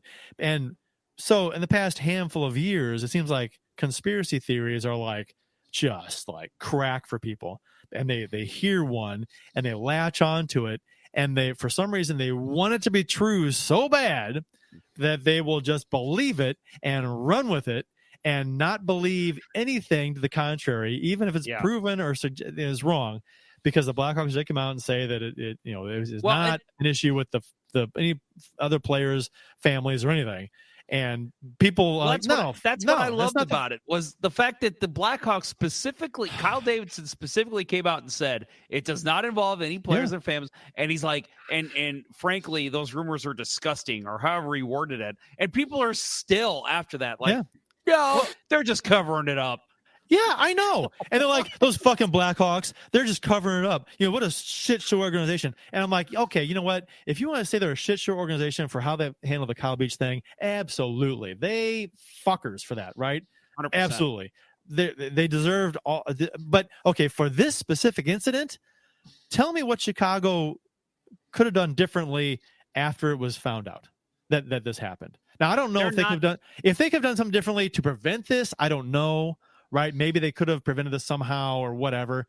That's unknown. But after it happened, like the day after, or was it 2 days after, the Blackhawks released a statement. They said, this is not, that rumor is gross and it's not true. People are saying the Blackhawks could have done more. What could they have done? They came out and they said it's not true without actually identifying the rumor, right? They said it doesn't have to do with any family members or players. It's gross, right? Well, Bill, it's what, privacy law, right? It's something about they're not it's like a worker HIPAA company, HIPAA, HIPAA. No, it's just that they can't release that information. Maybe no company, unless you're TMZ, maybe is going. Everything is going to be personnel matters are internal matters, and we cannot share the details of that, right? I think every corporation has standard language that they put in communications that to say that, and that is what it should be. But it doesn't you can't stop people from speculating, right? And I think there's a certain percentage of the population that won't be satisfied until there's video evidence of Corey Perry, shagging Connor Bedard's mom in the locker room in between periods. Is that on Pornhub? I would watch that. It will be now. Anybody who thinks they're entitled to know what happened, and they're demanding the Blackhawks reveal exactly what happened, you're an asshole. You're a dick. Because you are not. Who are you? These randos online people who are they? They're not involved in the situation at all. It's not like it's kind of Bedard's dad. It's like, what's going on? I want to know. Well, he would be involved, and he'd be like, oh, he would deserve to know exactly what maybe, I don't know, but right. But at least in terms of his son's mom. But I don't understand the sense of entitlement that people have, that they're demanding to know what's going on. And I had an argument with a guy. He was like, no, they should after their past indiscretions, they should reveal what happened here. I'm like, no, that's the exact, that would just be more, that would be the Blackhawks being a shit show organization again, revealing private information to the public that shouldn't be put out by them. Now if Corey Perry wants to release a statement, that's fine. That's on him. I guess. I mean, maybe unless he's like outing a third party in an embarrassing way, then it's got to be like, you know what I mean? That's a dick move on his part. I don't know. So if they were a shitty organization, what they would have done is whatever Corey Perry did, if they swept that under the rug, then that's when it's like, okay, you're a shit organization still, because you're continuing to allow people and players and coaches do whatever the fuck they want without public retribution. Like it would be the issue. Right. From a PR perspective, the Blackhawks handled this as perfectly as you can. Thank you. Right. Agree. You get rid of the problem employee, and you say that it was, substantiated misconduct, which I hate the fact that I have to use work terminology. and you squelch the rumor. Right. You squelch the rumor, and you show that you took decisive action on a problem employee. Right. And that they needed to do that. The details, nobody is entitled to except the victim. Right. And the victim's privacy should be protected here. If we're all having fun with this whole idea that he banged Connor Bedard's mom. Right. just because it's so sensational. So absurd. Yeah. Right. It's like, holy shit, this is like the biggest conspiracy theory ever. It would be the story of the century for hockey fans. Absolutely. I have laughed my ass off at some of these things, and I will share my favorite thing that I saw on the internet about this whole thing was a comment that said, so Corey Perry wanting to be a stepdad is considered misconduct by the NHL. Well, yeah, that right there, you are my favorite person ever. And some people were saying that, of course, they're assuming the rumor is true. And they're like, well, it's between two consenting adults. What's the problem? And I'm like, back up. Okay, first of all, as soon as this rumor came out, I'm like, well, that's not true. That can't be true. I mean, if it is true, holy hell. Because I told you guys, I'm like, I kind of the guy who just wants just chaos and just feel just like I like, give me chaos. I'd love to like talk about, because it would give us a lot to talk about in this show. As if we don't have enough already. But I would love to talk about this on the show. I was like, oh my God, Corey Perry banged Connor Bedard's mom. But, I said, oh, please let it be true. So we can just talk about it because, being an outsider, whatever. Well, but deep down, I'm like, that's not fucking true. Come on. Well, and I'll say, like, in my same way, I'm like, man, I hope this is true, but I know it's not. Like, that was how my mindset was. And I'll say, oh God, I think he's a TSN legal analyst. I want to say his name's Eric Macramella. Does that sound like somebody? I've seen that name out there. Yeah. So he's like a legal guy, and he gets into like all the CBA stuff.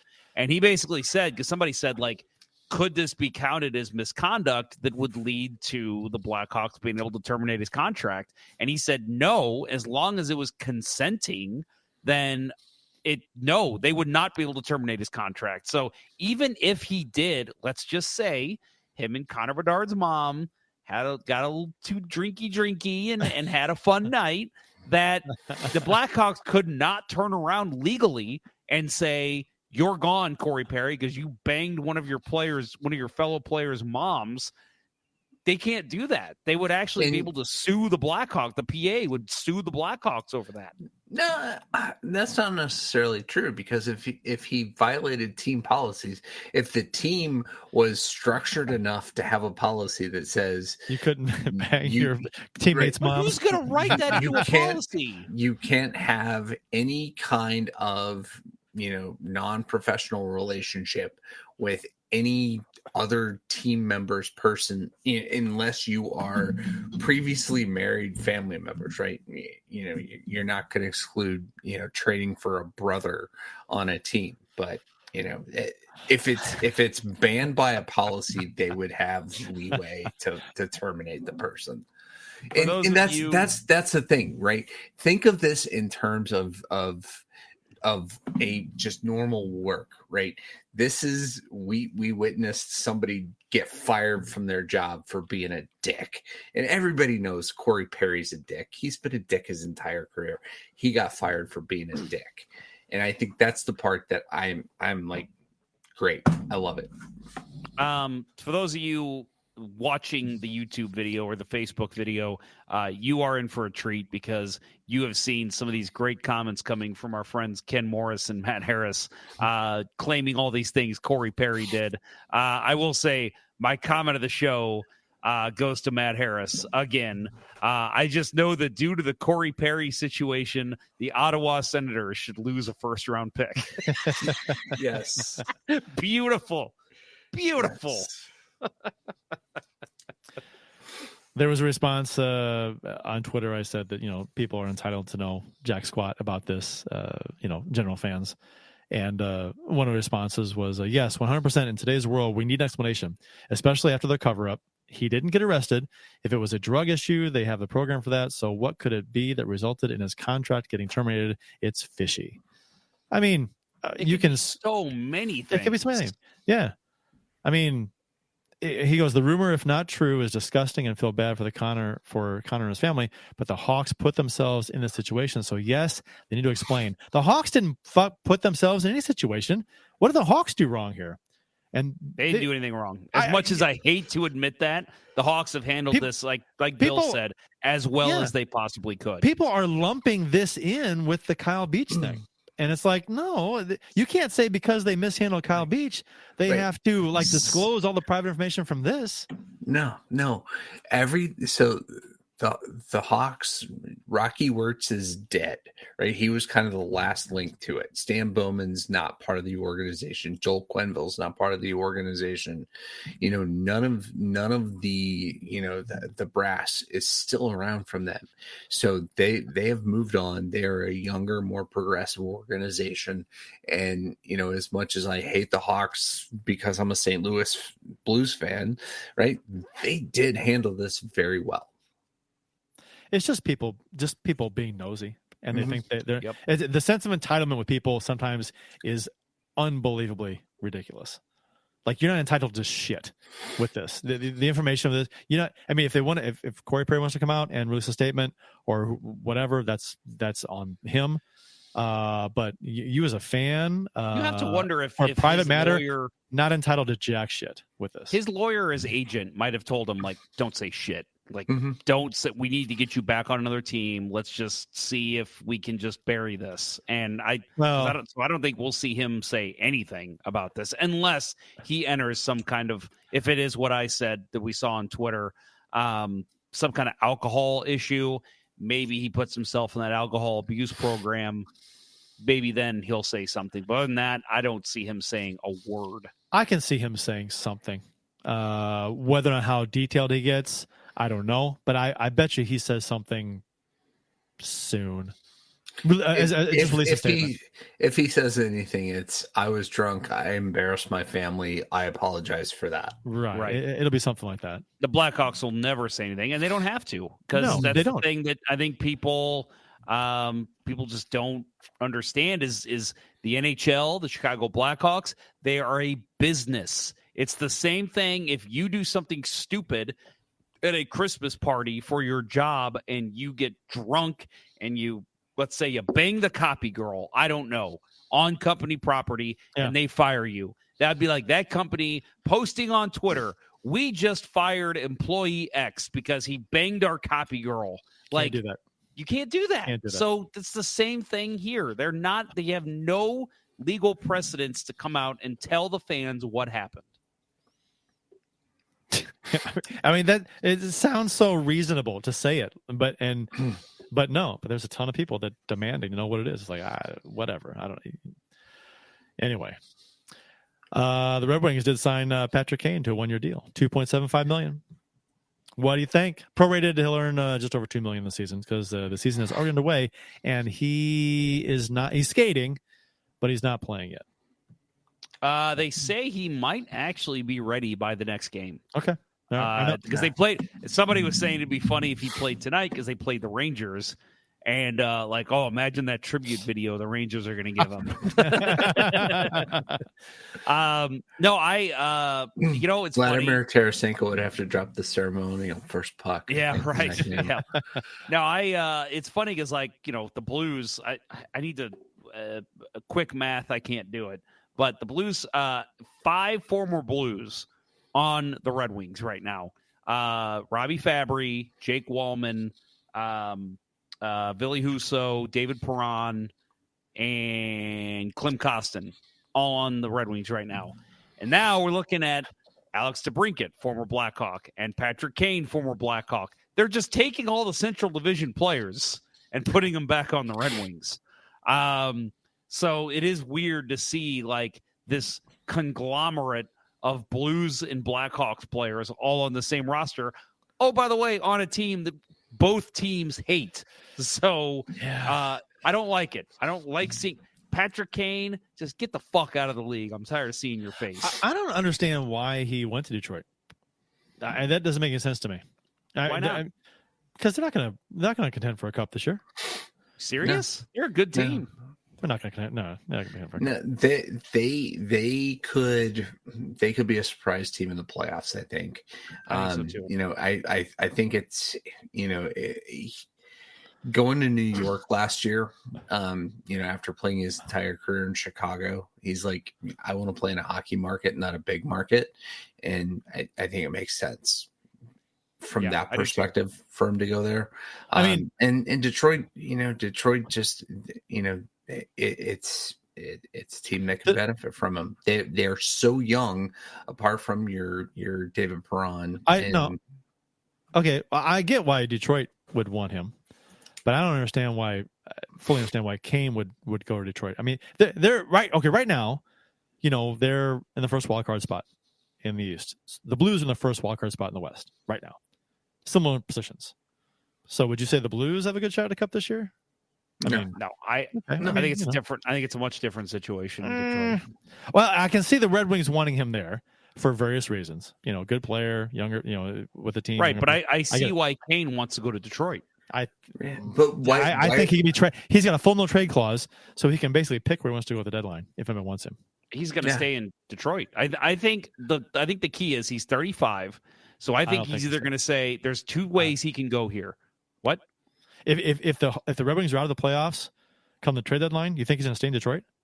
No. I'm saying if they're still in the playoff picture, he will stay in Detroit, and I think they will be. I think they'll at least be battling for a spot. Right. Okay, but my point is, they're not a legit cup contender this season. But listen, here's what I think. Why does he have to go to a cup contender? He's done all that. I'm just saying he can do whatever he wants, but I'm just saying it's kind of surprising me. I think typically players later in their career, they would go to a team that has a legit shot at a cup. I think the way he looks at it is one that only a few teams are interested because only few teams could pay him the money he wants. 2.75. 2, yeah, it's not a whole lot. It's a dead cap era right now. Yeah, I know, but I mean, you could wait. Not a lot of teams have that. If you wanted Patrick Kane, you can make it work. It's not that. It's not a ton of money. The Red Wings were the ones that were willing to make it work, so it worked. So I think that what they're doing is, I think for him, he's looking at it as this is a good upstart team. And I can inflate my numbers a bit with this team. And maybe next summer I get a 2 or 3 year deal, either playing with Detroit or playing with somebody else. And maybe it's a contender. Maybe it's not. I think at this point, he's just thinking, I want to play out my career. I'm not done yet. I'm coming back and I'm going to play with Detroit, a good upstart team, and I'm going to have some good numbers with them. I think that's what it is for him. And I'm glad he didn't go the emotional rah-rah, I'm going home to Buffalo, right? I think this is not the right point in the career for that. I think if he does that, it's got to be, his second last year. I think he retires as a Hawk just because look what he did. Oh, he'll at least sign like a 1-day contract. Right. But I could see him like 3-4 years down the road. I could see him saying, "Yeah, I'll play a season. I'll finish out my career with Connor Bedard as my center." I would not. It would not if surprise me Bedard's whatsoever. not Vancouver, would not surprise me whatsoever if Kane is traded at the deadline. He's 35 years old. How many years? Yeah, has he got it left? could happen. How many years? It depends on It depends on Detroit. If Detroit is, 10 points out of a playoff spot, definitely yes. I think he gets moved. I think if they're a fringe playoff team, I mean, same thing. I think if they're in a battle for a playoff spot, they hold on to them and they see what they can do. Steve Yzerman's goal this year and Derek Lalonde, their goal is to get into the playoffs. They have to get into the playoffs, right? But they could lose him for nothing too. He's an asset. They could get a good pick for him. Steve Yzerman is gone if he doesn't make the playoffs this year.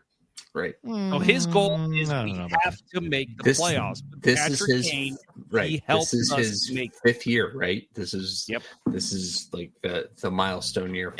Well, I mean, if you it was the Grind Line podcast, the Detroit Red Wings podcast. It's funny how there's people online saying that I want to fire Yzerman. And I see them constantly coming to Yzerman's defense. Not sure if they're Yzerman fanboys or what, but they follow the Red Wings a lot closer than I do. So I don't know. I don't see Yzerman getting fired this season if he doesn't make the playoffs. Oh, I do. I don't. No, I think ownership expects him to make playoffs this year. I don't. No, I think they do too, but I think he gets the extra runway because he's Steve fucking Yzerman in Detroit. Yeah, I think so too. People said that last year, that he's getting an extra year because he's Steve Yzerman. We'll see. The NHL is bringing back the player draft for the 2024 NHL All-Star Game. Did you guys like the draft last time they did it? They did that for a couple of years, 2-3 years? I think the first 2 years I enjoyed it. After that, I did not give a shit. I mean, I don't. They can do whatever they want in the All-Star Game. I don't really. It doesn't bother me. I mean, whatever. It's fine. Just I did like the tournament style. I did like that. The short games, the 3-on-3 stuff. I liked that. I dug that. My favorite All-Star game of all time was 93 when it was at MSG, and it was just like that was the first year of nobody gives a shit defense, but everybody tried as hard as they could to score as many goals as they could. There wasn't passing; it was just shooting, and no matter what they do to try to make it spicy, the players generally don't want to be there. It's a corporate sponsor event. I just don't care. We got it here in St. Louis. I didn't go to the game. I got to enjoy the festivities. At Union Station. I just don't. I can't see a situation where the NHL can make me give a shit about the All-Star game. Yeah, I'll say I watched the skills competition when it was here, and I watched the I went to the Union Station thing. The day of the All-Star game, I had it on, but I really couldn't even tell you what happened. I did not pay attention at all. Like I think I was doing work on my laptop. It was just, the game was on in the background. The skills competition the past few years has gotten stupid. Yeah, it has gotten beyond stupid. I know you're gonna read, but what's here? They're making changes to sound good, but I will say, apparently what they're doing is they're merging for the All-Star game. They're merging what we've seen recently with the 3-on-3 and what we saw with the player draft. So I guess they're going to have 4 captains, and then they're going to have celebrity captain partners, which sounds stupid as hell to me. Yeah, but that's what they want. They want to get the star power in there. I'm not against doing something different's fine. I'll see how it we'll see how it pans out, but if it flops, don't go back to it again. The skills competition again. They'll try it for at least 4 or 5 years. The skills competition was just so painful to watch. These stupid, we're shooting at surfboards. Now we're shooting at playing cards the size of a house. It's like, come on. It's and they didn't really even do that well. No, it was terrible. It was well done. It was terrible. They jumped the shark after the first year with the dress up shootout competition, right? Yeah. When Patrick Kane pulled out the Superman cape and Ovechkin. Oh, wait, who did the blind thing? That was fun, right? But after that, it's like, okay, this you can't replicate this. It was good, the first time. Just stop. It's just so. I mean, the goalies aren't trying to make the saves. Really, it's just kind of stupid. Oh, they tell them theater. Not to. Yeah, they flat out tell goalies don't try to make the save. I know, but they're just going through the motions, letting pucks in, and I'm like, why? Come on, I don't know. Put a shooter tutor up there or something. It's just so weird. I don't know. Yeah, the what do they even call it? The shootout challenge or whatever.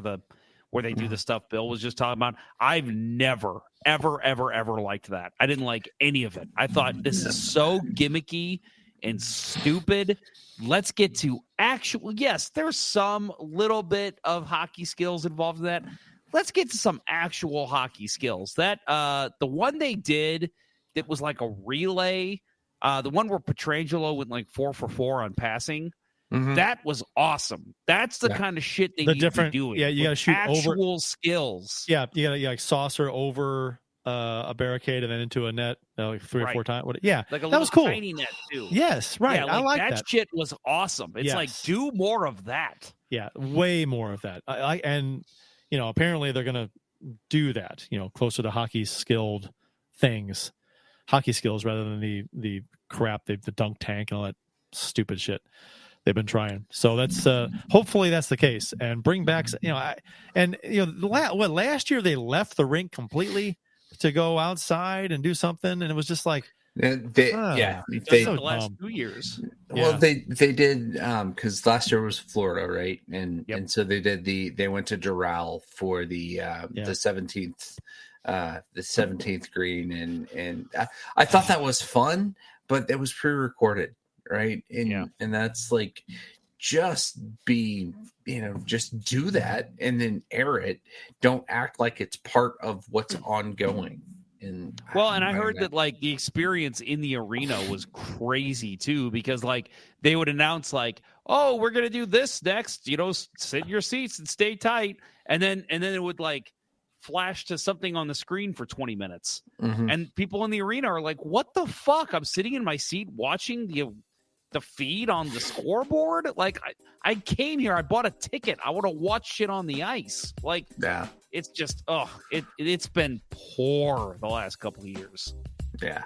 They're just searching for something to stick, and it's not going to happen. I just think if you stick to actual skills, like slap shot, like the fact that like in their minds, the slap shot, the accuracy, the speed skating, like all that stuff is like secondary to this other shit they're implementing. Mm-hmm. That's the stuff people want to see. Like the only stuff I remember fondly are like, oh, remember when Roenick went 4 for 4? And remember when McKinnis beat Roenick? Bork was the guy. Bork. Oh, it was Bork. Yeah, sorry. Roenick did it, when McKinnis but Bork was first. Yeah. Or even like, remember when Zdeno Chara, to use a not blue, 108? Like, Jesus, that's the shit I remember. I don't give a shit about the rest of this stuff. Right. Ali Afraidy, right? He was the guy. Missing 103.4. Yeah. I mean, he looked like the terrorist guy in True Lies. And oh God, yeah, the skullet. Yeah, the skullet. And do that for an hour. I would rather see everybody just try to shoot it as hard as they can for an hour. Well, than have to suffer through some of this gimmick. And shit. this might get too expensive for the NHL to do, but like, here's my thought on this, and I've said this I think on the show before. For hardest shot, get the 8 hardest shooters in the NHL, not just the All-Stars.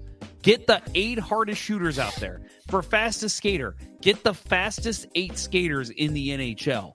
For accuracy, get them, like, make it a whole league event. And that, I think, is how you can make this way more exciting. And I think that's where they were trying to go with it when they were doing every team does your local skills competition, and whoever wins that goes to the All-Star game. They did that, 1 or 2 years in the 90s. Go back to that. That's fun. Oh, dude, I went to the Blues first one they did. I think it was like 99 or 2000. So that was incredible. We had so much fun at that. Yeah, I thought for sure Scott Pellerin was going to get fastest skater. Oh, yeah. Yeah, or just, take the top, have every team do their own and take the top 6 guys or 8 guys, whatever, and just take them. Yep. One from every team. Well, they've got the analytics now. Like, just go by, hey, the most consistently fast skater has been these top 8 guys. Let's take them to the All-Star game. Yeah, but typically guys aren't. Yeah, I know what you mean. I get you. And that would be interesting. Yeah, actually, yes. Take the analytics from the games themselves. Hardest shots, fastest skaters. Yeah, that'd be interesting. Right. Yeah, Nick Leddy would be there. Yeah. What's that? Nick Leddy would be there. Nick Leddy would as, be there. As he's clocked some of the top speeds for the Blues, at least as of 2 weeks ago. The last time I heard. Well, I remember years ago somebody saying that Curtis Foster had the hardest shot in the NHL, but we'll never know because the NHL will never actually clock his shot. And it's like, bring that guy to the All-Star game. Just let him be an extra shooter. Why not? Yeah, and that's the kind of stuff we'd love to see. Right. They broke his femur so that we wouldn't ever get that opportunity. Probably the most horrific in-game injury that I can remember in the last 20 years. Yep. Apart from people, of course, getting their throats slashed. But right. All right. Anything else, guys? We're going to wrap it up here. I think that'll do it. What a great show this was. You want me to do closing or you want to get it? Oh, I got you. All right. First of all, just want to say hello to our friend Kyle Beaver over on Facebook.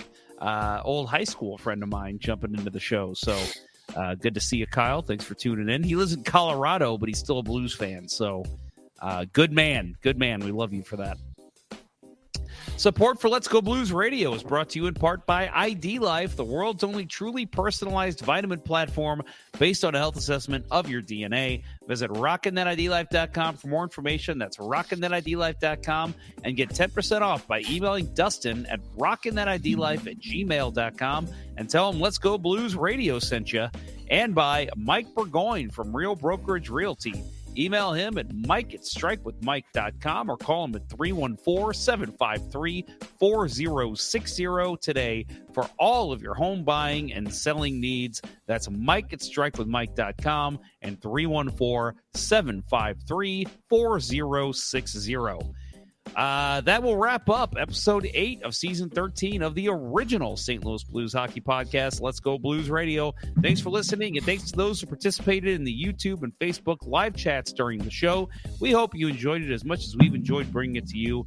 For Bill Day and Kurt Price, as well as the off to Dallas producer Austin, I'm Jeff Ponder, and this was Let's Go Blues Radio.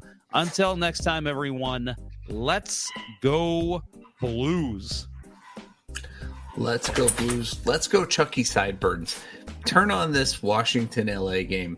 Dude's played a hell of a game. He's great. Love him. You aren't entitled to Jack Squat. Let's go Blues. Nice. Very nice. Very nice. The Chiefs are at home tonight against Sport at the War Memorial at 8. Good seats are still available. A look at fourth. I think that went very well. Thank you for listening to Let's Go Blues Radio. Now take off, hosers. I want you to have a heart attack and die so that we never have to do this shit again. Well, there's 90 minutes of your life you'll never get back. Sorry. St. Louis Blues, St. Louis Blues. Have you heard the news about our St. Louis Blues?